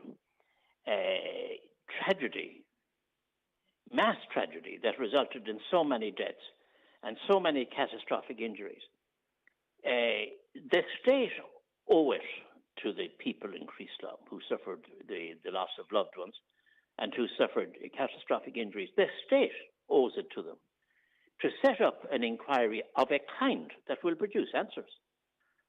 And so far, the state have been hiding behind the fact that there's a Garda investigation underway, that there's an investigation underway by the body that controls volatile materials and substances, and that there is an investigation underway by the HSA. The state is hiding behind the fact that those investigations are underway. That's not satisfactory. That's not satisfactory, given that those investigations are taking so long to produce answers or information. Damien Tansey, thank you very much indeed. Thank you. Damien, thank you. You're happy enough with that? Watch the show live now on YouTube, Facebook and at highlandradio.com. You're tuned to the 9 till noon show with Barry Brown Cars, where your new 252 Suzuki comes with 0% finance and a 10-year warranty. Visit Barry Brown Cars in Milford or Donegal Town for 10 years of peace of mind motoring. This summer, the big top is calling. Summer Sessions Letterkenny presents The Human League, live on August the 21st for one unmissable night. Plus special guests including Nick Kershaw and The Undertones. And it's your last chance to grab the final tickets at summer-sessions.ie. Also rocking the Summer Sessions stage, the Saw Doctors with special guests. That's The Human League, August the 21st in Letterkenny, under the big top. Follow Summer Sessions Letterkenny on social media for all the latest updates. If you're aged 59 to 70, we will invite you for a free HSE bowel screening home test. Screening can help find signs of bowel cancer early, before any symptoms show, making it easier to treat. Stack more into your barbecue for less with Lidl. Mix and match across fish, Board B approved meats or poultry, 3 for €9 with Lidl Plus. Choose juicy Irish beef burgers, there's no topping their flavour. Serve deliciously smoky fish and fresh from the grill, Irish pork or chicken. Save even more when you go full Lidl this summer. Don't delay when you get your bowel screening invitation. Call us today on 1800 45 45 55 or visit bowelscreen.ie. From the HSE. This is the 9 till noon show on Highland Radio. You may have heard, if you were listening to the news over the weekend, that there was a very worrying incident around the Brandywell on Friday night. A match was taking place between Derry City and Bohemians. There were violent scenes on Lecky Road and Lone Moor Road, and there were more clashes after the game. Video footage circulated online showing a young girl crying and being consoled by her father, and that was just one of a number of images which have been described as very distressing that emerged over the course of the past 48 hours. Joined on the line by Councillor Aisling Hutton, who is from the Brandywell, represents that area on Derry City and Strabane District Council. Aisling, good morning. Good morning. Aisling, you issued a statement yesterday saying that the scenes that were witnessed around the Brandywell on Friday night were horrific. Yeah, they were. I think that the violence, the disgraceful violence that unfolded there on Friday night was absolutely terrifying for local residents, for other people that were attending the football match, for local businesses in the area. It was something that was disgraceful. Masked youths with weapons running about the area, damaging property and particularly hurting each other. I don't think that they think of the consequence of this type of behaviour, that someone could actually be very seriously injured or hurt and or killed. 2 people actually did need hospital treatment. And as far as we know, it was a pre-arranged attack. The Bohemian fans, they come in with a clear mindset, they caused trouble. And it was absolutely terrifying what people witnessed on the streets of the Brandywell and the Bogside on Friday evening. I've been working on this radio station for the guts of 35 years. I think this is the first time I can actually remember covering a story like this of violence of that scale in the vicinity of the Brandywell. I can't remember anything like that over the course of the past 3.5 decades. Yeah, you're 100% right, Donal. This is not something that represents the people nor the community spirit of the Brandywell and the Bogside. This area is an area that has come through hardship through the years. It has built itself up to be the most amazing community with lots of positive events going on, a lot of community organisation and activists who come to work every day to make the community better, but also the residents of the area. They're very proud of where they live. They're very proud that the Ryan McBride Brandywell Stadium is in the heart of their community. They've been supportive of that all of their lives, and it is really disheartening to see that behaviour on Friday night. But what we all need to do is ensure that the good work, the good positive community spirit and activism is not dulled by this type of behaviour. It's not, everyone is condemning the behaviour. It's not something that people are going to put up with. But we can't focus on the negative stuff in society. We have to focus on the positive things. And I think that everybody working together and sitting around the table to ensure that this doesn't happen again is of the utmost importance. The PSNI have made it clear that they believe this was prearranged. When they say prearranged, do you believe that that involves an element of, to use sort of words we know from films in the past and so on, that a firm at Bohemians will have made contact with a firm in Derry and they'll have arranged a meeting at Loanmore Road or Lecky Road or wherever? Is that the situation we're facing here, where two groups made a prearranged note to have a fight, or do you believe that people came specifically from Dublin to cause trouble without any involvement in the arrangement per se from the Derry side? Well, the police are saying that it was a prearranged attack, so they obviously have some information in relation to that. But most of this stuff does go on online. So I am not 100% sure about the arrangements in relation to the attack. But what I do know is that it was sprung on the local community. There were residents on the street screaming and crying. There were children who were severely distressed in relation to it. It was something that came on those streets on Friday evening and no one was expecting it. I have been talking to parents, I've been talking to local residents who live local to the grounds. Their homes actually face onto the grounds, and what their children witnessed on Friday evening is something that we never want to see them witnessing again. There was mothers on the street screaming and crying. There were people at the Foyle Cup on Saturday who were actually coming up to me at the match and saying, you know, our club was at the match as a celebration for the children completing the Foyle Cup, and what they had to witness afterwards was absolutely disgraceful. Children asking questions about why this happened.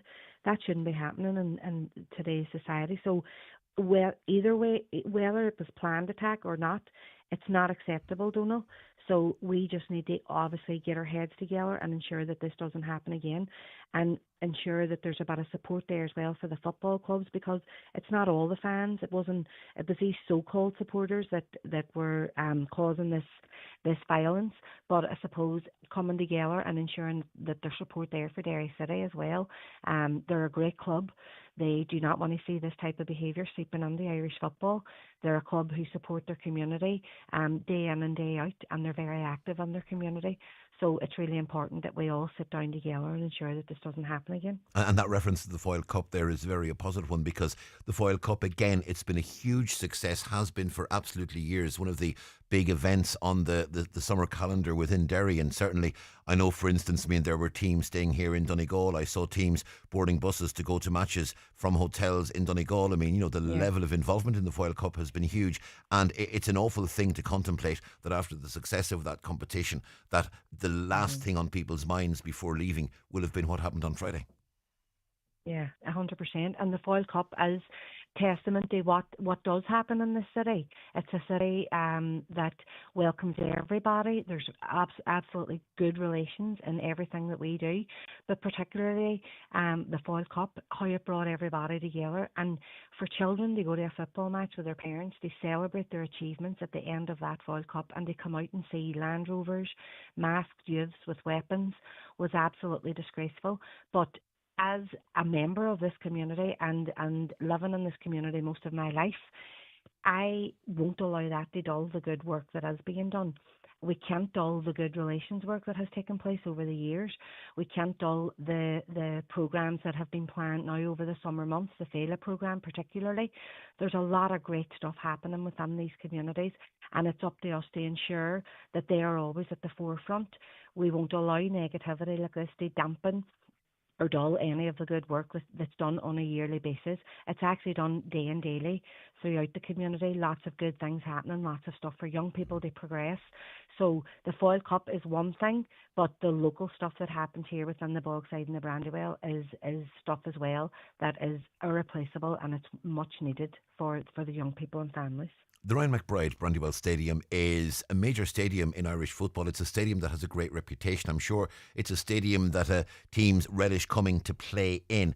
vital now that over the coming weeks, when there are more matches and there's more away teams coming to Derry and hopefully more away supporters coming as well, that this doesn't in any way compromise that we get back to the situation that we've always had, where teams came to Derry to play a hard match and supporters came to support their team and enjoy what is an absolutely great atmosphere.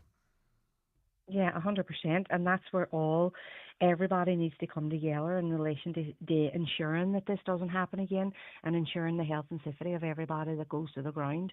And it's also about ensuring the health and safety of away fans travelling as well from Derry.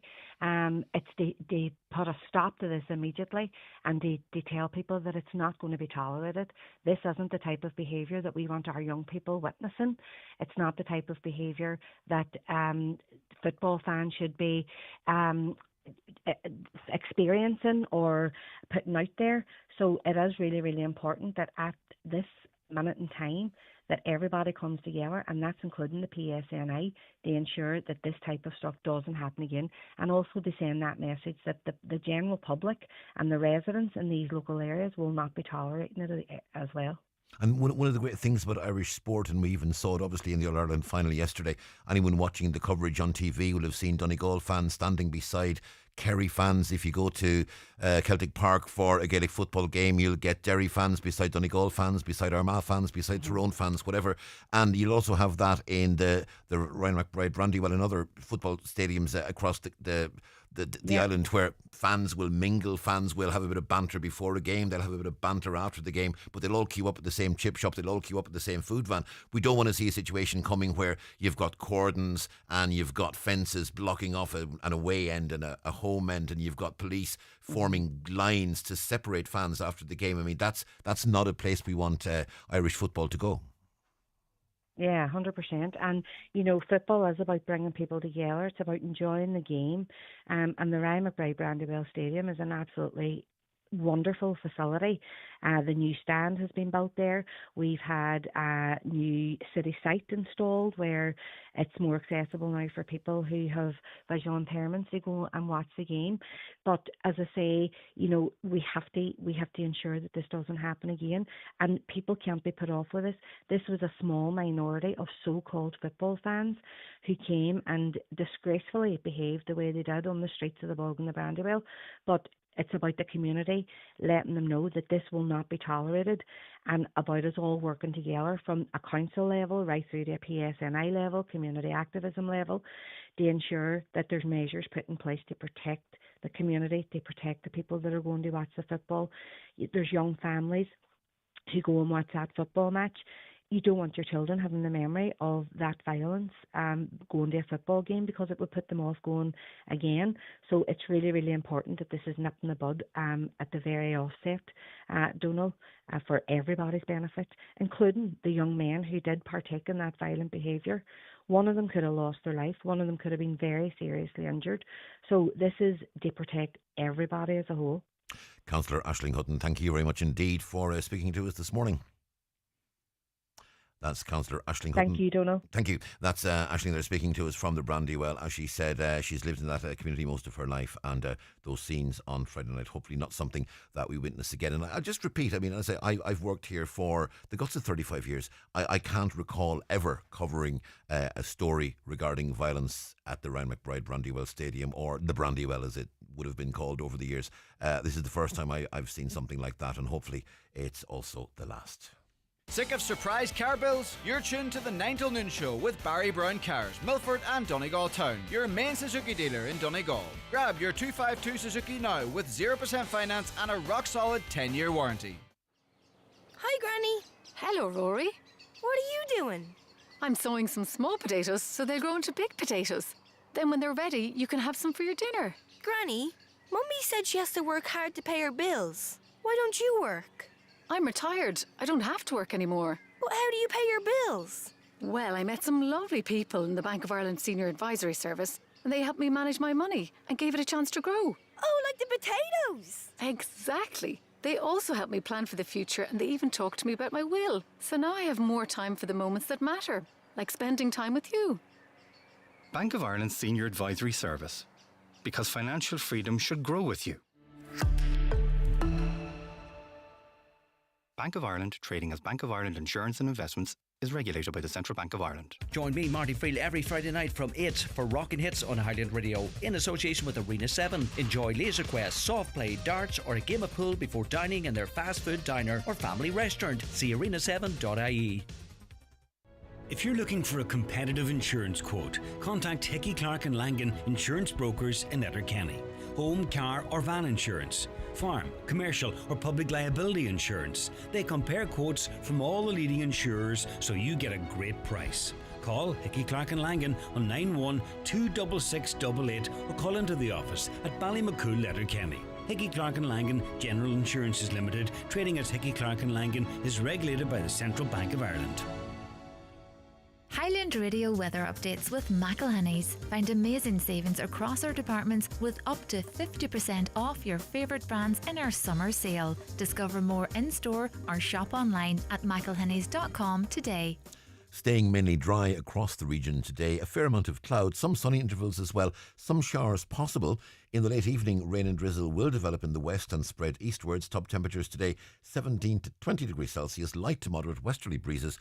Tonight, cloudy with outbreaks of rain, becoming light and patchy overnight. Some mist patches as well. It'll be mild with temperatures not falling below 13 to 16 degrees Celsius. Again, light to moderate west or southwest winds. Tomorrow, Tuesday, it'll be a mostly cloudy start with patchy light rain, drizzle and mist. Becoming mainly dry and gradually brightening with some sunny intervals developing in the afternoon.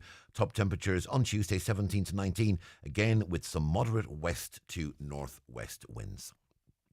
One of the factors in Donegal which is hugely important to the economy and indeed to the spirit of the county is the welcome we give to visitors and the importance our visitors are in terms of our economy and in terms of the general air of bonhomie and companionship and welcome that we are privileged to have here in Donegal. I want to talk to Freddie, who is on the line. Been visiting the area for the past 35 years. Freddie, good morning. Good morning, Donal. Freddie, you're a visitor and you're welcome and we love having you here. Your most recent visit, however, somewhat blighted by the environment around you. Tell us your story. Yes, Donal. It's becoming very apparent now that when people, visitors probably, visit beaches, they think it's okay to leave their rubbish behind. I mean, it's all sorts of rubbish from beer bottles, cans, dirty soiled nappies, dog dirt, and they just seem to think that, you know, someone else will clear this up, and they leave it behind them. And it's quite disgusting, actually, because, I mean, I've come across broken glass on beaches, and, you know, for young children, well, anyone really, you know, the dangers of broken glass on someone's foot. In your experience, is this a situation that's been worsening over the past while? It seems to be worse in the summer. Now, we can be here from March until October, and it seems to be worse during the summer months. And the problem is, I think, that once it starts, once someone leaves something, then people think, oh, we can leave rubbish here. And it just piles up. And I mean, this is on farmers' land. This is a working farm, the path down to Tranatlantic Beach. Yeah. And why people think it's acceptable to leave rubbish is beyond me. If you bring it with you, you take it home. A lot of people in this instance, when you have this discussion, will sort of try to deflect blame onto the county council and say, well, there isn't adequate provision of bins, there isn't adequate provision of places to put stuff, so what are people supposed to do with it? And the answer to that, presumably, is you put it in a bag and you bring it back to the car and you dispose of it elsewhere. Is there a need here for a community conversation about things like the provision of bins? Well, the problem with bins, Donal, is that what you get then is that if the bins aren't emptied regularly, you get a pile up not only in the bin, but around the bin. And then also you get people leaving stuff which could be their own household waste. Yeah, that certainly can be a problem. And the problem can be too, the bin might only require to be emptied once every 3 weeks in November, but it might need to be emptied every day in July, August. Correct, absolutely, yeah. And as you said, like I've been coming here 35 years, And I mean, I can see this problem getting worse over the number of years we have been coming here. Obviously, it's a lot more busy now since COVID and staycation, such like. So I don't know what the answer is, but the reason I sent you the photograph was to try and highlight it over the radio waves, to make people think, if they bring something, they can take it back home with them again. And what sometimes surprises me about this debate is we've had over the past 20, 30 years a huge emphasis on green flags in schools, on the environment, on the dangers of polluting the environment and the importance of keeping the environment clean. And that's become so important in our schools and such a huge part of the curriculum, both within the classroom and without it, that it almost seems like counterintuitive that at a time when children going into adulthood have got far more awareness of the environment, the dumping situation actually appears to be worsening rather than improving. Absolutely. And I agree with you about the schools. I mean, why is so much emphasis put on an environment that people are a lot more aware about, rather than maybe beaches that maybe not everyone goes to, but the people that do go to the beaches sometimes treat them with total contempt. Someone else will pick it up. Yeah. It can be a difficult one. Yeah, and if you take the Lake of Transatlantic Beach, it's a beautiful beach, beautiful setting, and the farmer gives the right of way to go from the car park down to the beach. And then there's this total disregard for the beach and the farmland. And the worry then becomes, will the farmer at some point decide, well, I want to limit access to the beach because this is proving to be more hassle than it's worth? That's correct. That could happen very easily. And he would be quite right to do that. Freddie, thank you very much indeed for the call. It's one that hopefully people will listen to and heed. But certainly, as a visitor to the county, it's distressing to hear that situation is worsening, because, as we say, there's never been as much public highlighting of it. It's never been as much education about this in schools, and the fact that this still seems to be going on and actually worsening is a bit depressing. But Freddie, thank you indeed for speaking to us this morning. Thank you, Donal, for highlighting this issue. Absolutely. And that photograph Freddie referenced there, he did send it to us. We'll put it up on our social media. But it's bags of rubbish leaning up against the fence at Tron-a-Rossan. And as he said, it is very obviously dumped. There is not a bin in the area. It's not as though this is an overflowing bin. This is just stuff that's been left leaning up against a fence. And from that point of view, it's distressing indeed to look at. Now, going to move on back to the health issue. I want to go to line 2 and say good morning to Rosina Toner. Rosina, good morning. Good morning, how are you? Very well indeed. Now, many people will have heard Rosina on Highland Radio over the past number of months. Rosina has been leading a very effective campaign for improved cancer services at Letterkenny University Hospital, and has led a number of protests outside the hospital which have been getting bigger and bigger. Now, Rosina, we know that you met as recently as last week with Sean Murphy and Dermot Monaghan at Letterkenny University Hospital, and your reaction to the announcement from Minister Carl McNeill today. Yeah, so last Tuesday, myself, Betty, Mary Orr and Noel Duddy had a meeting with Sean Murphy, Tony Canavan and Professor Michael Cairns from Galway. Now, it was a highly charged meeting, so it was, because we had felt that in previous meetings, they did the talking, we did the listening, they said the same things over and over again. We left there not knowing we were any further forward. Last week's meeting took a completely different turn. Things got said, I got a wee bit emotional, I got a wee bit emotional, and I think we were really listened to. So we left there and we just thought, right, well, we have now done our very best in there today. We did the talking. So then on Wednesday, I happened to be in the day unit. And as I was sitting waiting to see Dr. Maria, the door opened and then came Sean Murphy, Dermot Monaghan, and 5 or 6 men and women, all in suits. And I kind of was sitting there Sean Murphy gave me a wee nod. I nodded back, and they looked through, stopped at the room where the chemotherapy is given, and they walked on. Then they came back, and Sean said, "I want to introduce you to these people, Rosina." And I was just like, brilliant. So they were there from HSE.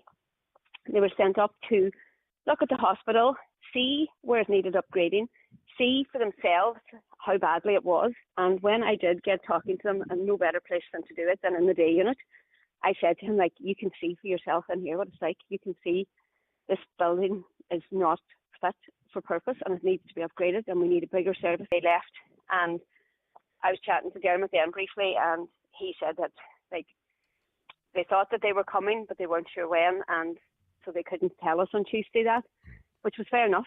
So I was just delighted to be in the right place at the right time, really. Yeah. Now, Minister Carol McNeill told us this morning, you'll have heard, that she can't put a precise timeline on the development of this new 2-ward surgical hub and also the 15 new improved oncology chairs. But she said she would certainly expect it to be up and running within 2 years. Yeah. I'm just delighted because really, for there to be 15 new chairs, there would have to be an ambulatory care centre to put them in, because in the unit as it is, there is no physical space for 15 new chairs.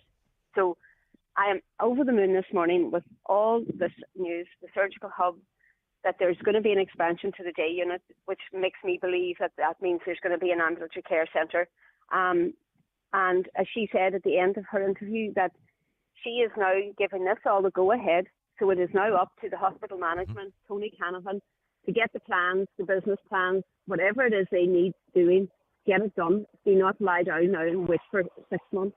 Get up and get it done. Start tomorrow. Yeah. You obviously, Rosina, have had many discussions with politicians, with doctors, and there's been a lot of talk this morning about the importance of the doctors and the politicians and others. But I think it's only right that the input into this of campaigners like yourself, like Betty Holmes, like Noel Duddy, and others who have been, running those campaigns and holding the meetings and having the discussions and putting the pressure on the politicians, the doctors, and the hospital management, that does need to be acknowledged as well. And I think you, like many others, can take some satisfaction that you've played a part in getting to this decision today. Yeah, I am so, I just couldn't believe it this morning. I really couldn't. It was just the best news to wake up to, after yesterday. It was brilliant. And at the last meeting we had, in the hospital, which was the 25th or 26th of April, in that meeting was Padraig McLaughlin, Charles Ward, Charlie McConlogue, Patrick Pope Gallagher, Pierce Doherty. And in that meeting, those politicians all put aside their political parties and they all worked together as Donegal men for Donegal. And I believe, when they left that meeting, they seen through that. And I am so delighted that they did. They stood together for Donegal. It really didn't matter what political agendas were. And that's what we needed. We needed everyone on the same page. So the advocates, the politicians, then the doctors all got on board for the surgical hub because they knew what they were talking about then. I backed them 100%, but I didn't know anything about a surgical hub. My fight was the cancer. So I had to just stick to my fight then. But I'm just so excited this morning that everything has come together for everyone who has been for months or years fighting for it, because it's so well deserved and Letterkenny so badly needs it. It's just brilliant. Rosina, thank you very much indeed, and it's great to hear that you're happy with the announcement as well. Thank you, Rosina, and have a great day. I just want to, before we go for a break in the headlines, remind you very briefly what exactly has been announced today for Donegal in the information piece that we've had from the Health Minister this morning. Letterkenny University Hospital will see the development of a new 2-theatre surgical hub beside the existing hospital building, along with the addition of 30 ambulatory day oncology chairs, 15 of them new and 15 replacement. This dual investment, the Minister says, will enhance both surgical and cancer treatment services in Donegal. The design of the new hub will allow for future expansion, addressing the long-term need for additional bed capacity in the region.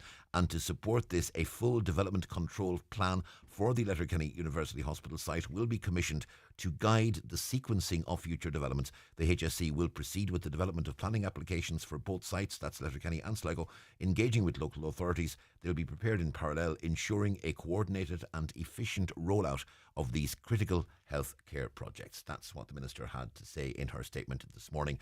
Back after these with the headlines. Highland Bakery brings the magic to your morning tea break. Golden scones, still warm, soft in the middle and impossible to resist. Look for the packet with the rabbit on it. Fresh from the oven to your local shop. 25 years of Highland Bakery. Join me, David James, to experience the magic of Riverdance 30, the new generation. I'll be your host on Thursday, August 28th for a spectacular trip to Dublin's Gaiety Theatre. You will enjoy luxury coach travel, your ticket to the show, and a 4-star overnight stay in the centre of Dublin. Spaces are now very limited, so don't miss out. Book your spot today by contacting Highland Radio on 074 91 25000 or visit highlandradio.com. Waterworld Bundoran, now even better with exciting new upgrades. Race down slides, conquer the rapids and explore the magical pirate ship. Save 5% by booking ahead at waterworldbundoran.com. The Northwest's favourite indoor aqua playground just got even better. Want stress-free motoring for the next 10 years? Today's show is brought to you by Barry Brown Cars, your main Suzuki dealer in Donegal with locations in Milford and Donegal Town, offering 0% finance and a comprehensive 10-year warranty on your new Suzuki.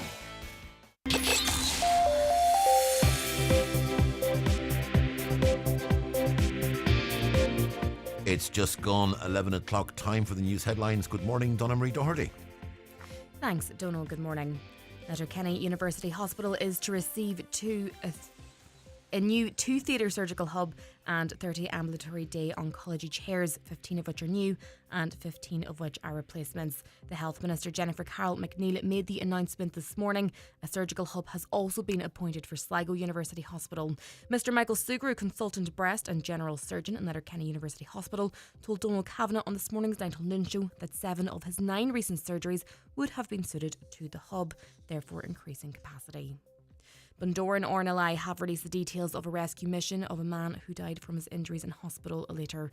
The crew was tasked at 4:42 on Saturday to a casualty on the rocks and launched with 4 volunteers. There was a rough sea with a swell of approximately 3 metres, resulting in poor visibility. The crew says they could see a lifeguard jumping into the water to the casualty and that they went straight in to recover the casualty and both lifeguards bringing them back to the pier. The National Ambulance Service was there to take the man to Sligo University Hospital. Gardaí later confirmed that he'd passed away.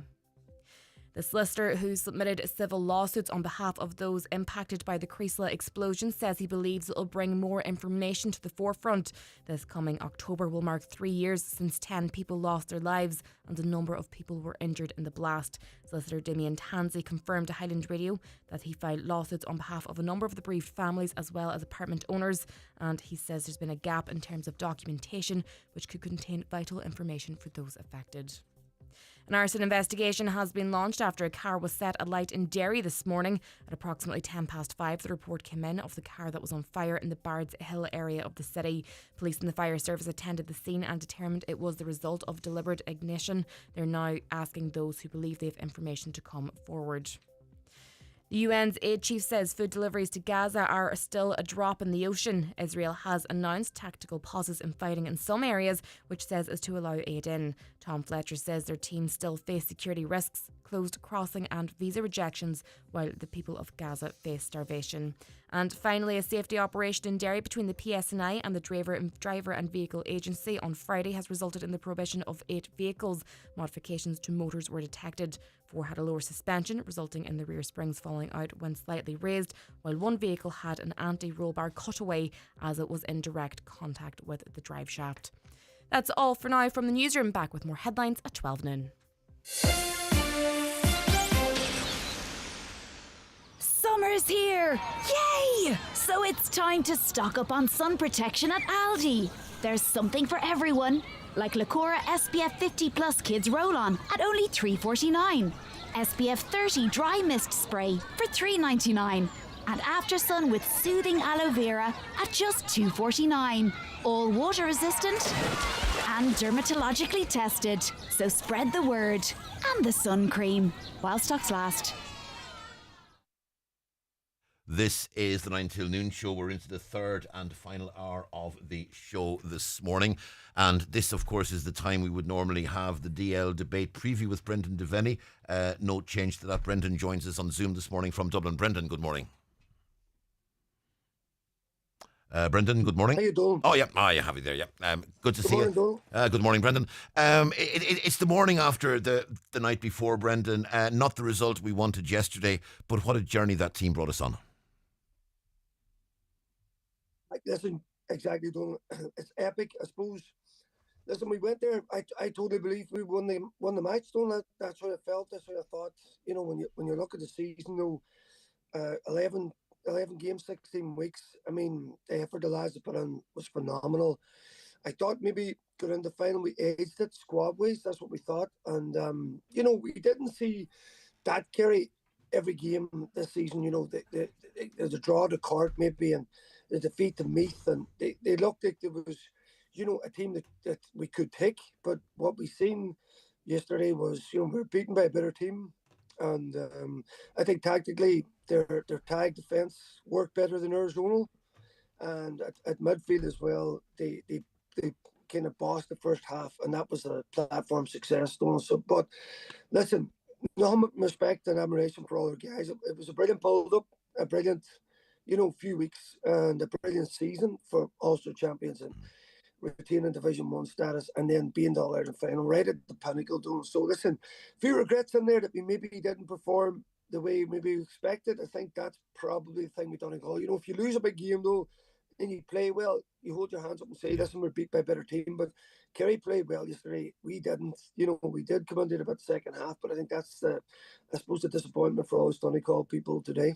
One of the big factors, it seemed to me, just watching, was the number of 2-pointers that Kerry got. And it seems that they were targeting that they almost deliberately had Clifford where he was. Because it's like, Clifford isn't in the game, Clifford hasn't touched the ball, oh God, he just got a 2-pointer. And that seemed to be the way it was for the first 20 minutes.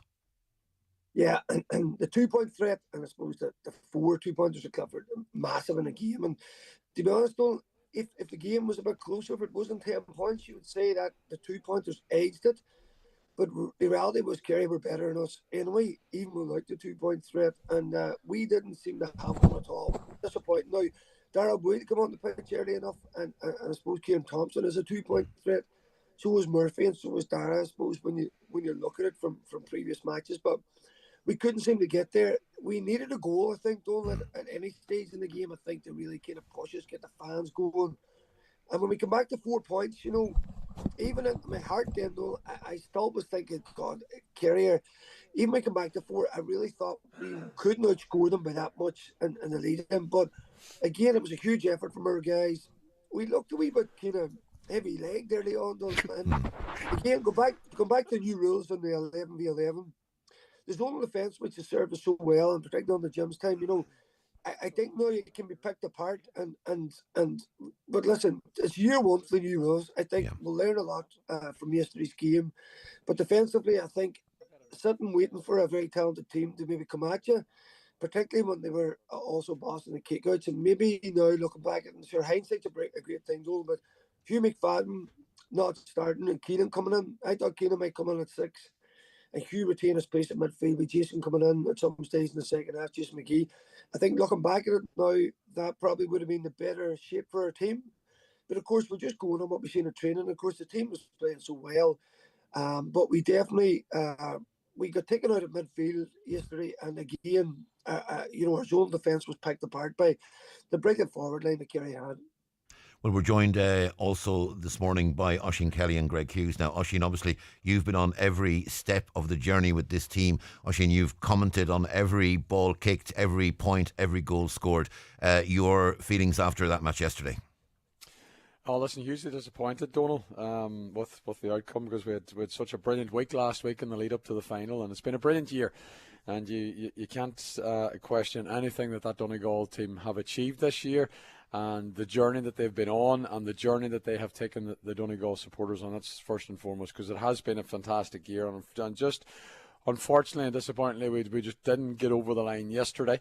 Jim McGuinness did say that in the final you hope that you would perform. And if you perform, you're in with a shout. And just unfortunately, Donegal never got up to the levels yesterday. Donal Kerry set the tone from the first ball. You seen it coming. And as that particularly that opening quarter and that opening 18 to 20 minutes, when Kerry went to town on us, the sort of writing was on the wall. And even Donegal, if we got back to 3, Donal, if we got back to 3 not playing good, you still had a shift in momentum. But we couldn't get the 3 points. We couldn't get the 3, and we had opportunities to do that, and we couldn't get the 3. And you felt maybe if we can get the 3, next thing it'll lift again. But it just wasn't happening yesterday. Whatever went wrong, whatever it was, for whatever reason, they will sit down and they will go over everything meticulously like they normally do. But it just didn't work out, and that was one of the fears going into the game, that if you can get a performance, that you'll be in with a shout. And unfortunately, Kerry showed it, that they were more hungry, that they set the tone from very early on. I think Gavin White actually might have got man of the match last night in RT on the Sunday. He was sensational, the wing back, the number 7 for Kerry. You can talk away about Clifford, and you're right in what you're saying about Clifford. It took him, but he kicked big scores. He was their man. He kicked big scores, and that's taken nothing away from Brendan McCole, because Brendan McCole done a great job on him. And David Clifford's David Clifford, and in every game he is going to get big scores. He is going to get a certain amount of points. And Brendan McCole done a very, very good job. But the 4 or 5 occasions that he did manage to get away from him, Clifford was able to get a score. But Gavin White at 7 was sensational for them. And listen, fully deserving of it. We've no questions about their win. They were fully deserving of it. The better team won on the day. But from a Donegal perspective, Donal, it's just disappointing. It's very, very disappointing. We get to this stage and we're in with a shout. And these boys that we have, they were definitely good enough to take a Sam Maguire yesterday, but they just couldn't get up to the levels that was required. And maybe this group will learn from it. That's the other thing, Donal. You learn more in defeat than what you do from victory. We learnt more last year in the semi-final defeat to Galway. We bounced back and went one step further this year. But it's all about, is this group now going to stick together, Donal? How many of them's going to stay around? Can Michael Murphy go again? Can Patrick McBurdy go again? Ryan McHugh, who had to go off yesterday, he took a big hit. Can he go again? These are experienced, seasoned players, and we'll just have to wait and see what the next number of weeks brings. But it's a disappointing morning on reflection. And again, you can't question anything. We're very proud of that team over the journey they brought us on. And what we had this week, Donal, the Monday night show, like, my God, with all the technical difficulties we had yesterday in the Bonington yesterday morning, like, we were in a room, Donal, and the power was going out every 10 minutes. So because of the air conditioning. Because of the bloody air conditioning, and it was knocking us off air. But it didn't dampen the spirit of the Donegal. Like, I'd say there was 600 in that room at one stage yesterday morning. All green and gold, all Donegal, and that's what it's about too. It's about following your county and everybody getting together. And there is disappointment that we lost a football match, and that's what it is at the end of the day. Donal, it's a football match. So it is. It's a football match. So there was all this hype and everything going around the circus that is the All-Ireland final in Donegal, but it was a football match, and we were on the wrong end of it yesterday. Yeah, well, I know Greg is there beside you, and Greg's been on a lot of this journey as well. And I can tell you, as someone who was listening to the Bonington, I was here at work yesterday in studio, and I was listening to the Bonington, and it really sounded fantastic. I mean, Greg, you have been in many ways leading the charge in terms of the coverage on the show every day, talking to people, getting the buzz going. And it's very rarely you see as good a buzz in Donegal as we saw over this past couple of weeks. It's been absolutely fantastic. It's been a wonderful journey that we've all been on. And reflecting on what Oisín was saying there, even talking to some of the players last night and talking to fans, everyone's pragmatic. I mean, obviously we'd love to have won, right? We haven't won as many as Kerry have, obviously. But at the end of the day, we lost a football match, as Oisín said, and I think that puts it very much into context. But like, the lads were excellent. They did everything they could. I thought both teams were equally as good. I think just Kerry had a tactical edge or something, even in the warm-up. It was interesting watching the warm-up. Donegal were going through their exercises and their leg kicks and the warms up, and Kerry were just they weren't doing the same thing. They were just there. They had a plan, and I think had a plan. Well, Donegal had a plan too, but then that plan didn't work out. And Kerry and Brendan's tuned in there as well, and he'll more or less agree that Kerry set a serious tone. They came with an agenda into that game, and it was very, very evident in the couple of the opening minutes what they wanted to do to Donegal. It was up to us to respond, and we couldn't get the response that was required for it. And even though we weren't playing great, we still got into a handful of scores. And if we got to that maybe 3 or 2 point gap, maybe it could have been different. Maybe we could have got that lift in energy that we required. But and there was one point, Oisin, there was one point in the second half, early in the second half, as I recall, where the gap was 5, and Donegal had an attempt at a 2-pointer that went wide, but Kerry immediately took it up the other side of the pitch, and then Kerry got the 2. So the gap went from 5. For a moment, we hoped it might be down to 3. Suddenly, it was up to 7. Yeah. That seemed to me to be a pivotal moment. There was a few pivotal moments in the game, and that definitely was one of them. And that's the momentum swing that I talked about, Donal. So, if Donegal went to 3 in that occasion, that game has a totally different dynamic. Why did we not, or Brendan for that matter, or Donal, why did we not sort of pursue 2-pointers or even high balls in to try and sort of close that gap, maybe with a scramble in the box? Or Well, they did. They missed Did them. they? They did. They missed them whatever 2 point. That's the thing about kicking 2-pointers. And Brendan, you're still there. I think Brendan will agree with us. Indeed, Yeah. If you're going for 2-pointers and you miss 1 or 2, you don't take on anymore. But a sports psychologist would tell you that that's not. But it happens. And you look at David Clifford yesterday when he went for his first couple, and he got them. He went, right, I'm on it here. Yeah. And so that was the difference. And I like at half time as well. 7 points at the break. You're on about pivotal moments. 5 became 7 and a kick of the ball. Kerry, the way they managed the ball and the countdown to the hooter, it was about 1.5 minutes to 2 minutes to go. They just held on. Unbelievable. They just held on to the ball. Paddy Clifford, who actually had a better day than David yesterday. He carried a lot of ball, pulled a lot of strings. Holding the ball, him and Shawnee O'Shea just hold on to it. Right, there goes the hooter. Let's have a crack at this. And next thing, David Clifford just gets a couple of steps from Brendan McCole, and he's able to kick a 2-pointer. And that score was massive. Brendan, who will stick around next year, do you think? Because we have to factor in that this is Jim McGuinness, right? So we know a couple of players got together, including McBurty, and said, Jim, come back, we need you here, right? So he might be sort of looking at them and saying, right, it's time to return the favour. But then again, there's some of those guys that owe us absolutely zero, right? And maybe they don't want to start training in the depths of January or whenever they might. So is it too early to sort of not write anyone off, but speculate as to who might not come back for another season, or do they all come back because it's Jim McGuinness? Brendan? He's fallen asleep. Oisin, what do you think? Brendan's not there. Bad line out of communication. Listen, they have a lot of thinking to do. They have a lot of thinking to do. So they do, particularly them players that I mentioned at the start. The older players. Can Murphy go again? Can Patrick McBurty, captain, go again? He knows that they were one game away from winning an All-Ireland. Mm-hmm. Patrick McBurty is the most decorated player this county has. He's won an All-Ireland. He's won Ulsters. Can he go? We talked about this well in the commentary numerous times yesterday. As the game went on, this well that we were talking about was going deeper. And can somebody like Patrick go again? Can Ryan McHugh go again? Because life changes for these. As you get older, life changes. Your family situation, your home situation all changes as well. And can you give this commitment to Donegal? Is Jim McGuinness going to be happy to stick around for another year?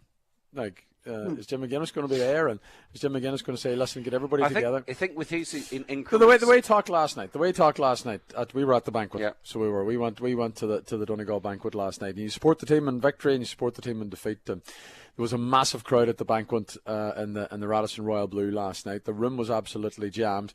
And even in defeat, yes, there was a sort of a sombre atmosphere there, and we were taking it in that it wasn't our day, but we were mingling with players and mingling with football people and lots of people who were back home as well. We were just talking football, and can we go again? Can everybody go again here to try and get us over the line? Because the commitment is... Can you hear me there? Yes, go ahead. You're back, Brendan. Yeah, listen, people don't leave when Jim's about, and that's what I'd say about that, because we're living in special times, and I suppose at the minute you and Greg are in the penthouse here. I'm in budget accommodation. What's happening? I had to make my own breakfast this morning. Brendan, can I just say one thing? Oisin is sitting beside 2 bottles of Prosecco, which are unopened, I would say, and a massive bowl of fruit. He is living in the penthouse, so don't let him tell you otherwise. Sorry, go on ahead. The question, Greg, is how many open bottles are there over in the corner? There's none, actually, I can say. There's actually none. There's a cup of coffee here, Donal, that's about it. I think when the stars align this season, when you look at it, and it's funny because we're at the pinnacle of football, a place where Kerry expect to be, but not always. Of course, Donegal don't expect, but when Jim comes in, everything changes. So he had got everybody, the county and the players, believing again they can be winning All Ireland. In 2014, since we're even in a semi-final. So, he goes back in and everything changes. And Oisín's right. It's year one of the rules, and I think there's so much learning to take in the team. And again, were we a bit heavy-legged in that game yesterday at the start? We definitely looked at Kerry. Not only, seemed to have energy and the tactical way they tagged us. And you talked about 2 points. Kerry never allowed us to be in a zone of kicking 2 points because they tagged the men. Now, as we stood off them in their zone, we allowed space. Now, normally, we close in and shut down the space. And I think against Meath and against Monaghan and against Louth, that worked to a point. And Meath, obviously, as we remember, even the semi-final, missed a lot of 2-point efforts, but we give them the space. The difference was yesterday, you had a talented team that was way above what Meath was, and they took their opportunities. So I think now it's time to reset and look back. I mean, as the lad said, phenomenal season, but certainly as we go into the new rules next season, that 2-point threat we got to create. We got to look as well and see how our defensive system and shape looks up. But I mean, as the boys were saying, I'm so proud of the boys in terms of what they put in this season. And I don't think if anybody looks at it in terms of will it stay on another year, if Jim's there, I think he will. Well, if that was a two-way conversation, Brendan, remember the first time Jim came in, did he not insist on a 3-year contract? He insisted on I think it was, yeah. You know what I mean? Because he had a plan, and I can't imagine he's disbanded or he's disregarded that now. I don't know what he expected in year 2 or year 3 or year 1, but you just get the impression that Jim has a plan and he knows where he needs to be at a certain point, and we're still on that journey with him. Yeah, well, I think his contract, and Oisin might cover this, it's a 3 with a possible 4. Yeah. Is what I remember when he first came in. So I think for him, he's probably looking at that saying, can I do what I need to do? Now, the last time he did it in 2 years, and we were mighty close again to replicating that same formula. So I think... Can he do it again, Brendan? Oisin, there's rumours about the different soccer and Celtic and academies.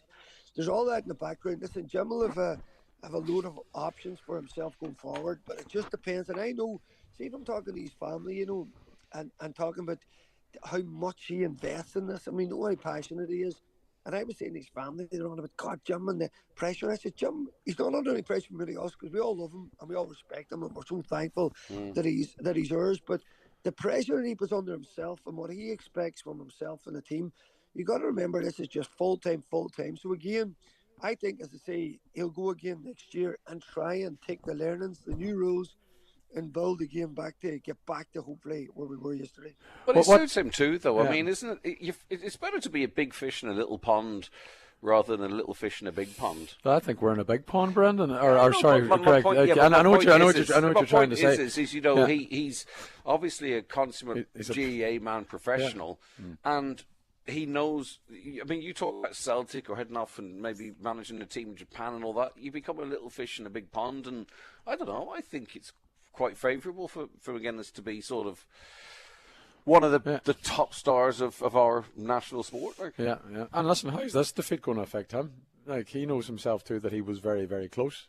And is he going to feel, well, you know what, I have a group of players there that didn't get up to the level that was needed, and if we were at the level, we are contenders for a Sam Maguire. And he talked about this in the lead up, that you need to have a mindset every day in life that you get up and you have to think to yourself, we want to compete for an All-Ireland, we have to be in an All-Ireland final. That's what Donegal players need to think like, because that's the way Kerry do. I have a feeling that he woke up this morning and everything's about percentages, Brendan. I don't know if you know Jim a bit better than I, but he's probably looking at saying, right, I need this person in this position, or I need that person that come off the bench at this time. I have a feeling he's probably already in his head articulating how he can squeeze more percentages out of this already excellent Donegal team. Yeah, that's Greg, 100%. I mean, as soon as that game's over, he's dissecting that, going, what happened here, what happened there. And I guess in other games, Greg, as I say, we came up with the goods because of the talent and because of the squad and because of everything, no one expected Kerry to kind of be in that maybe a bit of a comfort zone, let's be honest. They had us at arm's length. So when we went from out to 9 points, we're like, what are we watching here? But then the fight and the character of the team pulled that right back. And as you mentioned, they come back to 4 in the second half. I still always felt that, God, Kerry, at some stage, they're going to now pull away again. And for Jim, yeah, listen, he'll be, as you said, it's the absolute fascination and I suppose the way he just dedicates his life to this. So this is going to be very hard for him to take because you've got to the last 2 in Ireland. You know, you're there. You're within a shout of the pinnacle of football. So, yeah, I think already, yeah, him and his backroom team, listen, they'll be looking at this thinking, what happened on the day? What did we decide? What did they do right? What did they do wrong? But I think, and Oshie said it already, we were beat by a better team. The only problem probably for us Donegal fans is that we didn't play to our level. And I think if you lose a game playing kind of somewhere near your best, you can kind of hold your hands up and say, okay, the better team beat us. Not sport and that's life. But really, I think for Donegal, particularly in that first half, we didn't get to the pitch of it. And I suppose that is the big thing in the winter, which will bug Jim and what he'll want to put right next season. But ironically, you know, it probably makes the story even better because if we, you know, go again next year and we go one better, it just, you know, the story becomes even more exciting. Oshie, what do you think? What do you think about coming again? See, as a normal person, and Brendan, you've got more of an insight in this than I would because I'm not a sports person, never have really been at all. I am competitive. I thought you were about to say that you were on the bandwagon. No, no. Listen, he's got a six-pack. He must be doing some kind of training now. He's got a six-pack. I seen him in Downing's Beach there. He's going around like David Hasselhoff there one day. Oh, Brendan. I was wondering if I'd get away without a touch. But I don't think so. But like these... I can't remember what I was going to say now. I can just think of having a... Gents, I'm just going to intervene here if you don't mind because... The purpose of this, the purpose of this discussion, obviously, is to preview the DL debate. Now, it is a special DL debate this evening. It's coming from Donegal Town. Brendan, you're going to be there. Oisín, I presume yourself is going to be there as well. But this is an important one because this is coming from the homecoming. And how important is it that team and Jim McGuinness get the sort of homecoming that they've earned for what they've done with this county over the past couple of weeks? Yeah, and listen, the lads have touched on it. Oisín was saying about the build-up and the I suppose the emotion and the energy and I suppose the respect and everything else from Donegal people. And we were obviously in the hardcore there last time, people coming back from over Australia, America, Donegal people, the diaspora. It brings us together and it brought something so special. So out of respect to everybody tonight, and you know, you probably heard my voice a wee bit, I got a man up and get down the road though, because I think all in all, when the dust settles, you know, the kind of the effort that the lads have put in. I mean, you talk about taking over your life, don't you? Know, from our time, the change in face of football, and it's just day on day, it's dedication. And I suppose some of the lads last night in Coppers talking a lot of sense. But you know, 11 championship games in 16 weeks. 11 championship games, 16 weeks. So that's unheard of. You know, when you think back to win the championship, I mean, really, in Donegal terms, you could win the championship in 5 games, going back into the old time. I mean, they play 11. Yeah. I mean, that's 2 seasons and more. Sammy's into not just the season, but now Sammy's into this short 6-month spell with the National League week on week. So I think really, you know, it's a hell of a lot to put on our boys. And, you know, I feel for them in many ways because we looked heavy-legged at the start of the Louth game. We did it again against Monaghan and even against Meath. It took us a while to settle, and I'm just thinking, was that a build-up of everything we're doing? But we just thought, that in final day we would come flying. But again, we looked a bit out of sorts. And when we did come into the second half, as we did in other games, we were chasing it, but we were also chasing it against a very, very top team. So again, the effort of the boys cannot be faltered. I just wonder, through Ulster preliminary round, everything we had to go through, there was so many things pushing against us actually getting into this final, but yet we made it. But then we were there, we probably weren't the Donegal that we knew we could be. So I think that's the big one. But as you're saying tonight, Donegal time, we're going to come in. And again, everybody will be there. Still, of course, hurting a wee bit from the fact that we lost, but still massive respect and thanks to the effort the boys put on. And this is the opportunity for people to come out tonight and say to the boys, thank you for what you've done. Because, I mean, I spoke to Paul Canning, the Cahill of Donegal County Council yesterday. He was on the terrace in Croke Park. I spoke to him at about 25 to 6 thereabouts. And as he said, that team brought confidence and colour to Donegal over the past couple of weeks, and it gave the county this huge boost over the summer. I mean, we've been in places over the past couple of weeks like that have been just fantastic to be in, and we don't get to go there very often, and the team gave us that, and Jim McGuinness gave us that. So important that the people of Donegal do go out tonight in Donegal town and say thank you. Yeah, and don't forget, it broke my heart playing trying to get across the line in Ulster. Donegal did that. We can't ever, part the fact that we're also champions. And again, there was a load of friends of mine from Armagh last night, and I reminded them about that. You can't beat us, boys. We've turned the table on you guys, so we're having a crack last night. And I think that's the GE, outside of Donegal, the whole country, along with a load of Kerry lads last night. The centenary year there. I was on my Morris Fitzgerald last night, and legend of a man, someone I looked up to, Seamus Moynihan, a playboy at Ireland. They were all there last night, Eamon Fitzmaurice, in the Coppers, and just great to be along with them. And there's a bigger story, a bigger GA family here. And listen, we're up there. Jim has put us back in at the top table, and we can't forget where we were for the last few years in terms of where we are now. So that's what I'm saying. That's why tonight in Donegal town, Donegal will still get a rapturous homecoming because of what they've created in the summer that we've had with the boys. Who are your guests in studio tonight, Brendan? We are going to pull in everybody that's in Donegal town. We're going to join in a load of people. We have lads down there like Paul Durkin, obviously, and Barry Monaghan, and local lads are going to call in Barry Dunyan. We did a show with him there in the Abbey the last night. So they're still missing Greg over that way. He's transferred through the gap. Mm-hmm. So they're still talking about missing Greg Hughes and the locality there, but in fairness, there's important people in Downings now, Brendan. Well, yeah.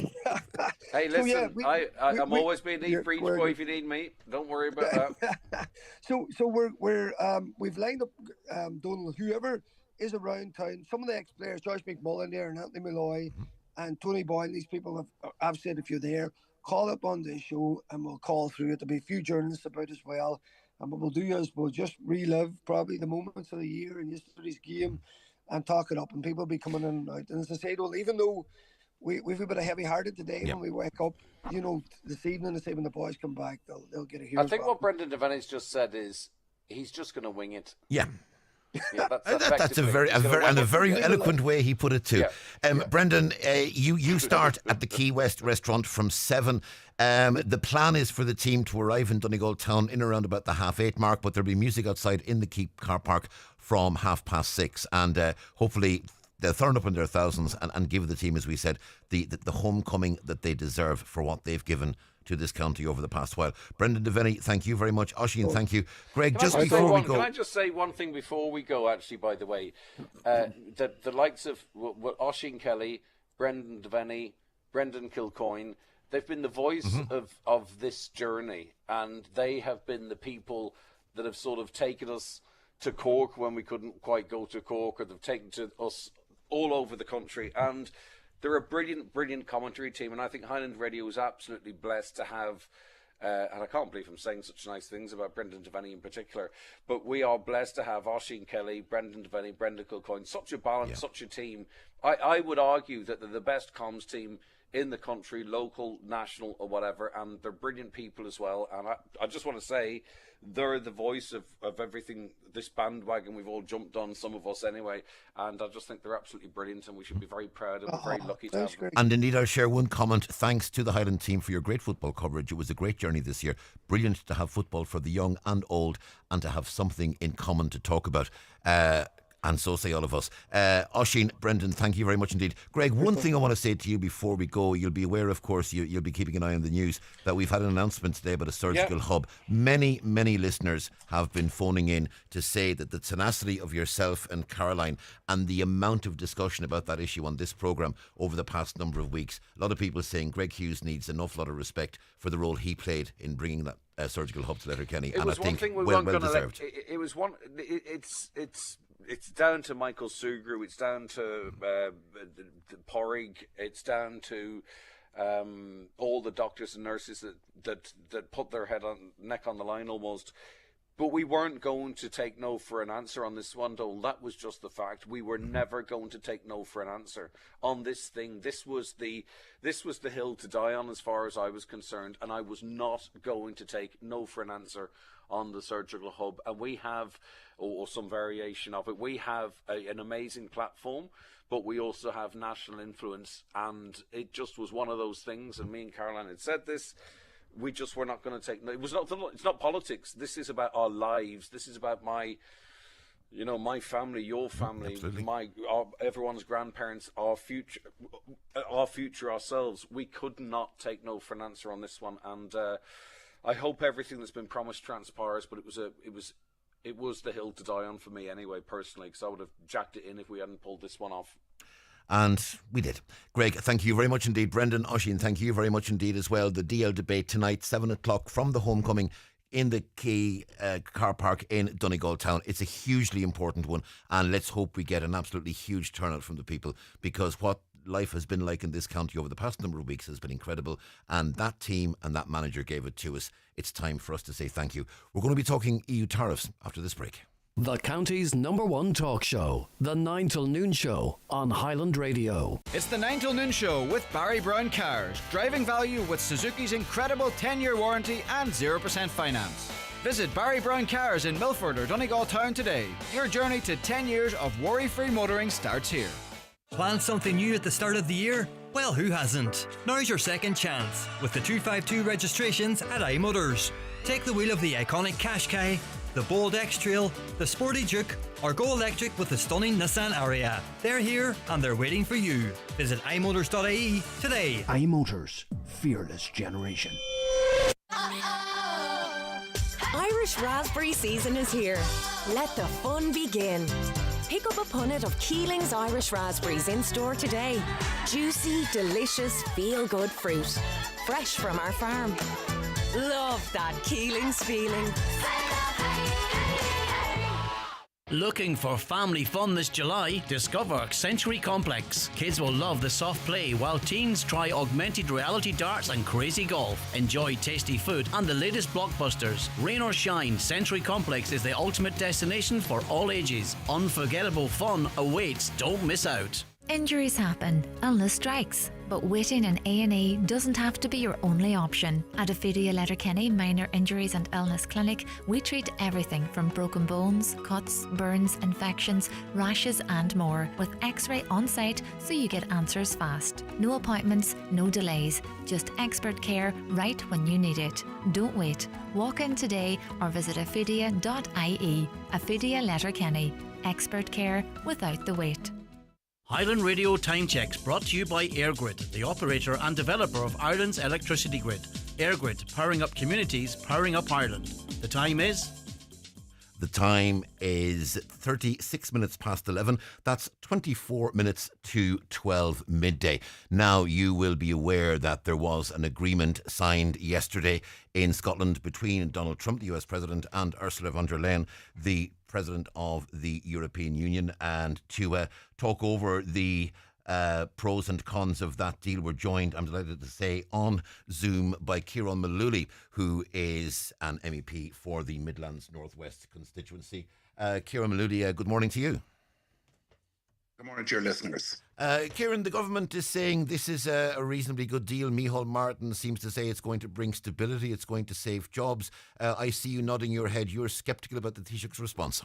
I'm shaking my head in absolute disagreement with what you're saying, because I'm watching on TV this morning Maros Sefcovic, who's the Trade Commissioner in Brussels, and he paints a weary picture. Even by his body language from Brussels this morning, you can tell this is not a good deal. It's by any time, in quite opposite, it's a terrible deal. I think when most of your listeners were enjoying the All-Ireland final or not enjoying the All-Ireland final yesterday, whichever it was be, I stepped out to watch the von der Leyen visit and to Scotland.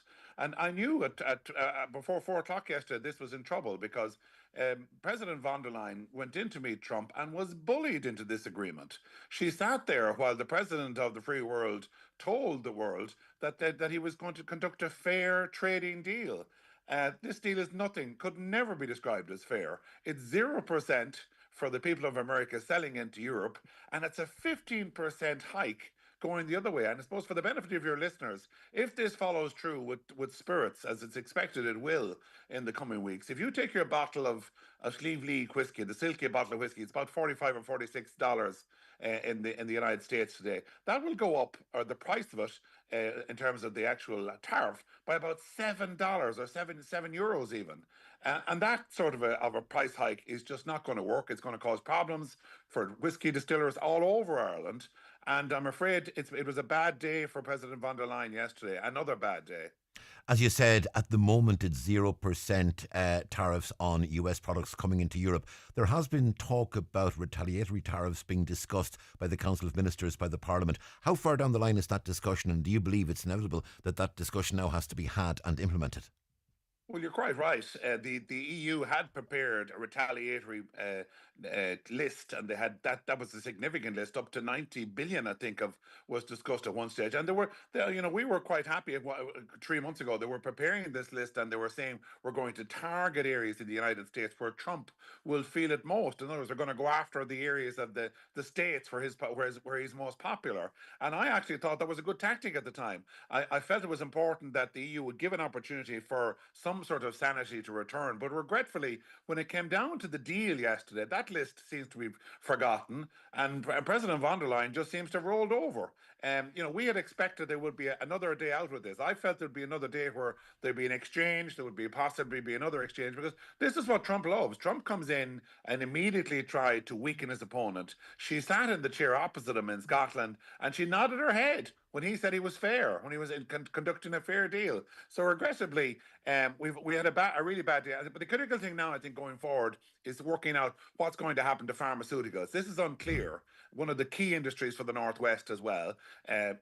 Before the talk started in full, President Trump said that pharmaceuticals would not be part of the deal. 2 hours later, von der Leyen said pharmaceuticals are part of the deal. Now we need to work out that which is it, one way or the other, because that industry cannot wait for any longer. They're waiting for weeks for clarity. Let's look at the reality. If they're to take on a 15% hike in tariffs, it means they're going to have to look at their production costs in Ireland. That's the bottom line. They'll be looking at their employment levels in Ireland. That is the bottom line in this situation. Many companies will say, okay, we can take somewhat of a hit. We'll try and take this cost on. Our margin will reduce a little bit. But at 15%, I don't believe there's any margin left from any of these companies. And we are talking companies like Abbott, who have huge facilities in Donegal Town and in Sligo as well. Absolutely, and it's the single biggest area. 60 billion, I think, involved in this overall. It's the single biggest area of concern for Irish industry, because at the end of the day, the sales price is the sales price. If companies, say for instance, if you're taking Kerrygold butter, which is in a different area, up to a pound of that butter could cost $9 in the States at the moment. It would be argued that Kerrygold could take a little bit of a hit on that. They could reduce their own costs in Kerry. They could perhaps take a hit. I don't believe that sort of flexibility is there in the pharmaceutical sector. I think 15% is just too high. And I think as a result, people like Abbott will be coming back and looking at key issues. And this is where I want to call on the Irish government to get involved in this situation. Our government, the IDA and Enterprise Ireland, have to be going into Abbott and those other 900 companies which are exporting to the US. And they've got to be saying to them today, how can we help you? Where are the areas we can help you with in terms of new markets, or whether it's in marketing, whether it's in promotion, and I think critically in the Northwest and more than the rest of the country, in their costs, their energy costs. Electricity prices are gone crazy. I've been talking to more and more companies in the Donegal, Sligo area in recent weeks who've been saying to me, if electricity prices continue to go up, we will not be able to cope. Now, you take that situation, then you add a 15% hike in terms of the tariffs, and the two of them coming together do not pose a good situation for the Northwest. How significant is it that the deal done earlier with Keir Starmer, the UK Prime Minister, gives a 10% tariff to products coming out of the UK, that we now have a situation where the tariff here in Ireland is 15%, across the border, 30 minutes from where I'm sitting, the tariff is 5% less. Is that potentially going to have an impact on investment decisions being made into the future if someone is choosing between Letterkenny or Strabane, or Letterkenny and Derry, or Donegal Town and Omagh? Is that going to be a factor in the decisions being made? I think it's a critical factor in the decisions being made. I've been listening to people this morning telling me about this drive that, if you're on one side of the border in Donegal and your bottle of whiskey is going to cost 45.50 plus, and you can make that drive into Derry or elsewhere and buy it cheaper, the public will vote with their feet. We saw this before when it came to fuel prices on either side of the border. The public will vote with their feet. And industry knows this as well. And that's why I think industry needs supports. We do need people on the ground to get help. And I'm talking about the type of help that was provided during the Brexit run-up and even during the COVID pandemic, when companies had an opportunity to perhaps even defer tax bills, put the tax year back 6 months or 12 months to give people an opportunity. I know some work has already been done by the government in terms of labelling. They've decided not to go ahead and label alcohol products in the present climate because industry is saying they're taking so many whammies at the moment that another one would put them under. So I think measures like this are going to be needed, because you're right. Our friends across the border at the moment are getting a better deal, and believe me, they will market it as a better deal going forward. And that's what the problem is. Our industry needs better supports and needs more money to be invested in it so we can retain the job numbers we have. And there are lots of jobs there. There are over 3,000 jobs involved in the distillery business. Finally, what do Micheál Martin, Simon Harris, Peter Burke, Pascal Donoghue and others need to do now to minimise the potential impact of this? Well, I think the first thing is go back to Brussels, and I think they're there today to get the full detail of this. There's a lack of certainty. There's still a lack of clarity about what the deal was. I listened this morning, for instance, to a production operators from Kyo's, the crisp company in County Meath, explaining what they've been told, that this deal, 15%, supersedes the earlier deal, which was 6.5%. So they're saying that actually it's not as bad as we thought it was. Now, other people are saying it's on top of the previous deal. It's 15 plus the 6%. We need to get clarity on that. That's the first thing from the government. Then the second thing is, and I'm calling on Simon Harris as the Trade Minister to get involved personally in this. I think we need on Board BIA to come up and step up to the table in this. Board BIA have a specific role in promoting Irish food, the food from the Northwest, on tables, not just in Europe, but in the United States. They are going to have to come forward with their budgets to support the industry so we can get the message out and try and enhance those sales and try and improve those sales. It will not be an easy task. I'm not saying it's going to be easy. Price is definitely a key factor, but at the end of the day, Board BIA are tasked with that, and we have a role too in the European Union, because the European Commission are now looking at the budgets for promotion of food in the next 7 years, and I'll be there arguing in the European Parliament and fighting for action so we can increase the budget. But it's up at the end of the day, no more than the Mercosur crisis, it's up at the end of the day to Simon Harris, our Trade Minister, to go in there with the Taoiseach and argue Ireland's corner, and they did not do it up to yesterday in Scotland because we came out as losers. Ciarán Mullooly, Independent Ireland MEP for Midlands North West. Thank you very much indeed. Thank you. Good morning. Ciarán, thank you. Have a good day. Watch the show live now on YouTube, Facebook and at highlandradio.com. You're tuned to the 9 till noon show with Barry Brown Cars, where your new 252 Suzuki comes with 0% finance and a 10-year warranty. Visit Barry Brown Cars in Milford or Donegal Town for 10 years of peace of mind motoring. Your dream Donegal wedding starts here. Join us at the award-winning Villa Rose and Jackson's Hotel Wedding Showcase in Ballybuffet, Saturday 9th of August, 12 to 5 p.m. Meet our dedicated wedding team, enjoy light refreshments and start imagining your unforgettable day. No appointment needed. Visit gallangroup.com for more details. Be a winner and view the trophy collection at Brian McCormick Sports. Full colour awards, glass and crystal, perpetual cups and shields, sports awards, metal cups and medals. Whatever the occasion, click bmcsports.ie. Budget medals for sports days with personalised inserts to promote your club and school. Full engraving service available at Brian McCormick Sports, Main Street, Letterkenny. Monster Bingo every Tuesday night at Mulroy Woods Hotel. €3,300 must go with €1,000 on the last page. Doors open 7:30. Bingo starts at 8:30. That's Monster Bingo this and every Tuesday night at Mulroy Woods Hotel, Milford. Are you struggling to secure finance for your small business? Microfinance Ireland can help. We are a government-funded lender supporting both established small businesses and startups. We can provide loans from €2,000 to €50,000 with interest rates as low as 6.5%. And we work closely with local enterprise offices. So if you need help and guidance, they are a great place to start. Find out more or apply online at microfinanceIreland.ie. Microfinance Ireland, helping small businesses with big ideas.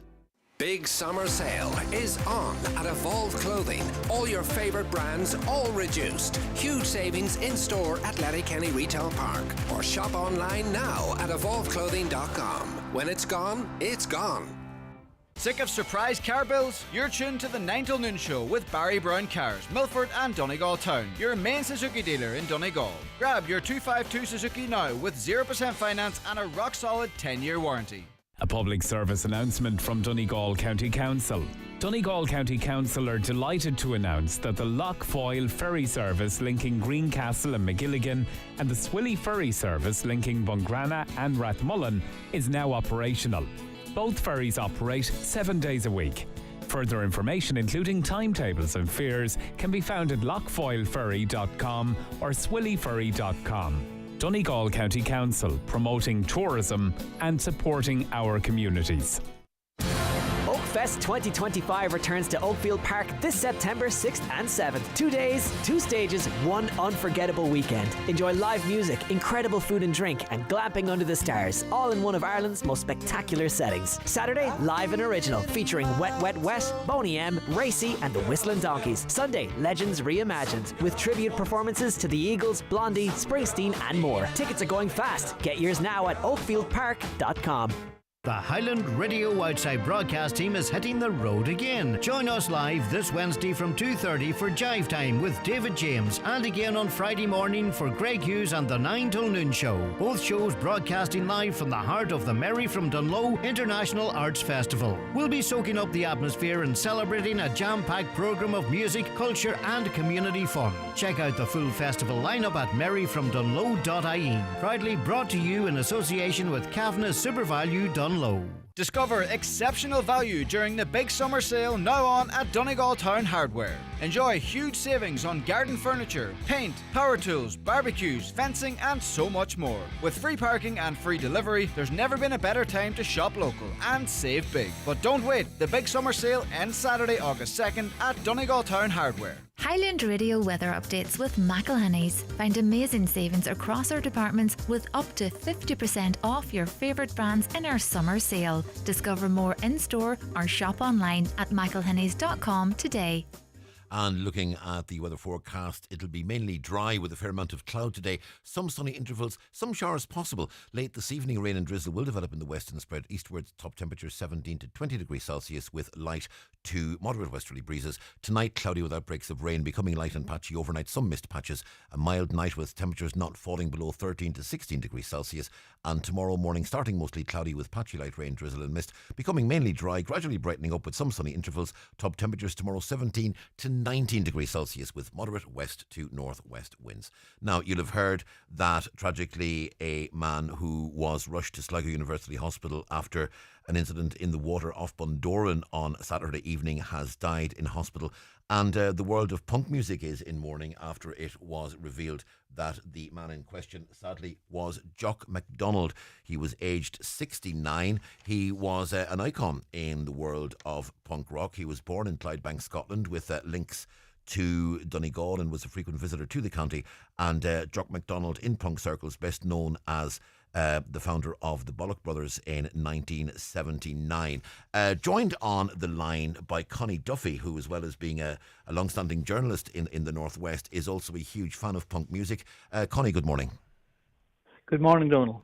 Connie, it isn't very often we get to discuss punk rock on air, and it's not very often you get to do it yourself, but I know you are a huge fan. You'll have been well aware of the career of Jock MacDonald. Yeah, he was a very well-known, very highly respected sort of pioneer, Donal, you could say, because he involved himself at the very sort of coalface of punk in London. He was one of the kind of one of the guys who started trends and nobody really knew where they came from. He was chaotic, genre bending, I think is a word he used in another place, and he straddled all sorts of items of punk between humour and experimental performance art and stuff like that, you know. And it was one of those guys, when you met him, you never forgot him. And he worked closely with John Lydon of PIL and Sex Pistols, of course, in the early days as well. they would have been part of the same circle. Absolutely, he moved in the same circles. Interestingly, he actually had a band before the Bollock Brothers called the 4B2s, and they were kind of second generation Irish post-punk band in North London around 79. They disbanded in 81, but Jock and that ilk were described as kind of the lost link in the development of Irish music in England. The people who were born British but had a very distinctive Irish voice. Interestingly, John Lydon, or Johnny Rotten as we know him, who's coming to Balbafree in September, by the way, he hung around with the guys, but it was actually John's brother Jimmy. He actually played in the 4B2s with Jock, and later on another brother, Martin, he also kind of was a hanger-on, stroke singer, stroke participant in the 4B2s and the Bollock Brothers. And from those kind of humble kind of roots, Jock, he built up a well-known, well-established sort of the Bollock Brothers band, who were highly thought of. Like, they never had any hit singles. They had a few interesting covers. Sage Gainsborough's Harley David, I won't say the rest of the title, and Alex Harvey's Faith Healer, they covered that. But they also had songs called The Slow Removal of the Left Ear of Vincent van Gogh. So you can imagine there was a large tongue-in-cheek element to the music, but they still made their mark and they were still well respected. Probably, Donal, one of the highlights of their career was bringing out an electronic sort of disco version of the Sex Pistols album called Nevermind the Bollocks, and they did, I think it was 83 they did that, but MacDonald was more than a front man. Like, he was a promoter, a DJ, a hustler, and really epitomised everything that was positive and at the same time anarchic about punk rock. The sort of guy that sort of defined the term indie, and sometimes use the word indie to describe bands like Oasis and bands like Blur and Suede and Pulp and so on, who were signed to major labels and had publicists and effectively were exactly the same as other established bands. People like Jock MacDonald were the epitome of indie. Absolutely. Well, he lived it out. He wasn't sort of a cardboard copy of any other band. Jock was original, and Jock, I never met him personally, but I was in a circle and listened to him talking and stuff like that there, and he was always deeply passionate and very witty, and he had very good stories to tell, good sort of man who lived for his music and for mischief at the same time, but he never excluded anyone. He let everyone into the circle, and I think I can't pinpoint at the moment a strong Donegal connection. I think he was Patrick Joseph O'Donnell. He was christened by, so that would say he may have had a West Donegal connection, but maybe somebody in your audience can bring us up to date on that there. But he certainly was a frequent visitor to the county, and when news came through on, like, as I say, like everyone else on Saturday and Sunday, we were all wrapped up in the All-Ireland, but this kind of, the tragedy came through, and I checked it with the Garda Press office, and they confirmed a man had sadly passed away as a result of a drowning accident. And I contacted a few of my friends in the punk circles in Dublin who would have known Jock, because he lived in Coolock for a while as well too. And they confirmed, yeah, that was Jock. That was because as you know yourself, names aren't given out by the Garda Press office when things like that happen. But they confirmed that it was him, and I've been getting loads of messages since, and a lot of people just in shock, stunned, disbelief at the tragic passing. Sad to market. Connie Duffy, thank you very much indeed for giving us an insight into the person that was Jock MacDonald, 69, just on the verge of his 70th birthday, tragically died at Sligo University Hospital after that incident at the diving boards there in Bundoran. Connie, thank you very much indeed. Just a few comments before we go. As a Kerry fan, I was out in Dublin after the match. I'd like to compliment the Donegal supporters for the colour and support they brought to Dublin. You should be very proud of yourself. You're great ambassadors for Donegal. There was no messing or fighting, and so say all of us. Just with regards to the match, we need to get players on board that are big power kickers outside the arc if that rule is to stay. It really helped Kerry yesterday grow in confidence and left us chasing the game all day. That's another reference there to the 2 pointers. Jim McGuinness and his team have given us a whole year of snail-biting entertainment and joy. Only one team can win, Sam. This wasn't our year. We as supporters are unrelenting in our support for Jim and the boys, and we'll be there to cheer them on with even more rousing enthusiasm next year. The lift and coming together they gave this county can't be measured. Again, lots of calls on the similar vein. Best wishes to Kieran Thompson on his recovery. He was missed yesterday after having to go off. Best wishes to Oisín Callan and Paddy McBrearty as well. Well done to the Donegal team. They brought great joy all summer, and so many comments coming through that are saying, a number of people saying, look, the Donegal maybe gave Kerry too much space and didn't close them down enough. That's very possibly the case as well, and Brendan and the team will no doubt go through all those issues tonight on the DL debate. But well done to the team. What can we say? Let's say goodbye. That's it for the 9 till noon show for today. We're back, of course, tomorrow on the programme. John Breslin is up next around the Northwest. I want to say a very special thank you to Shannon Wilkin for all her help, to Caroline Orr, who produced, of course, and most importantly to our contributors, and to you for listening. From myself, Donal Kavanagh, have a great day. Want stress-free motoring for the next 10 years? Today's show is brought to you by Barry Brown Cars, your main Suzuki dealer in Donegal, with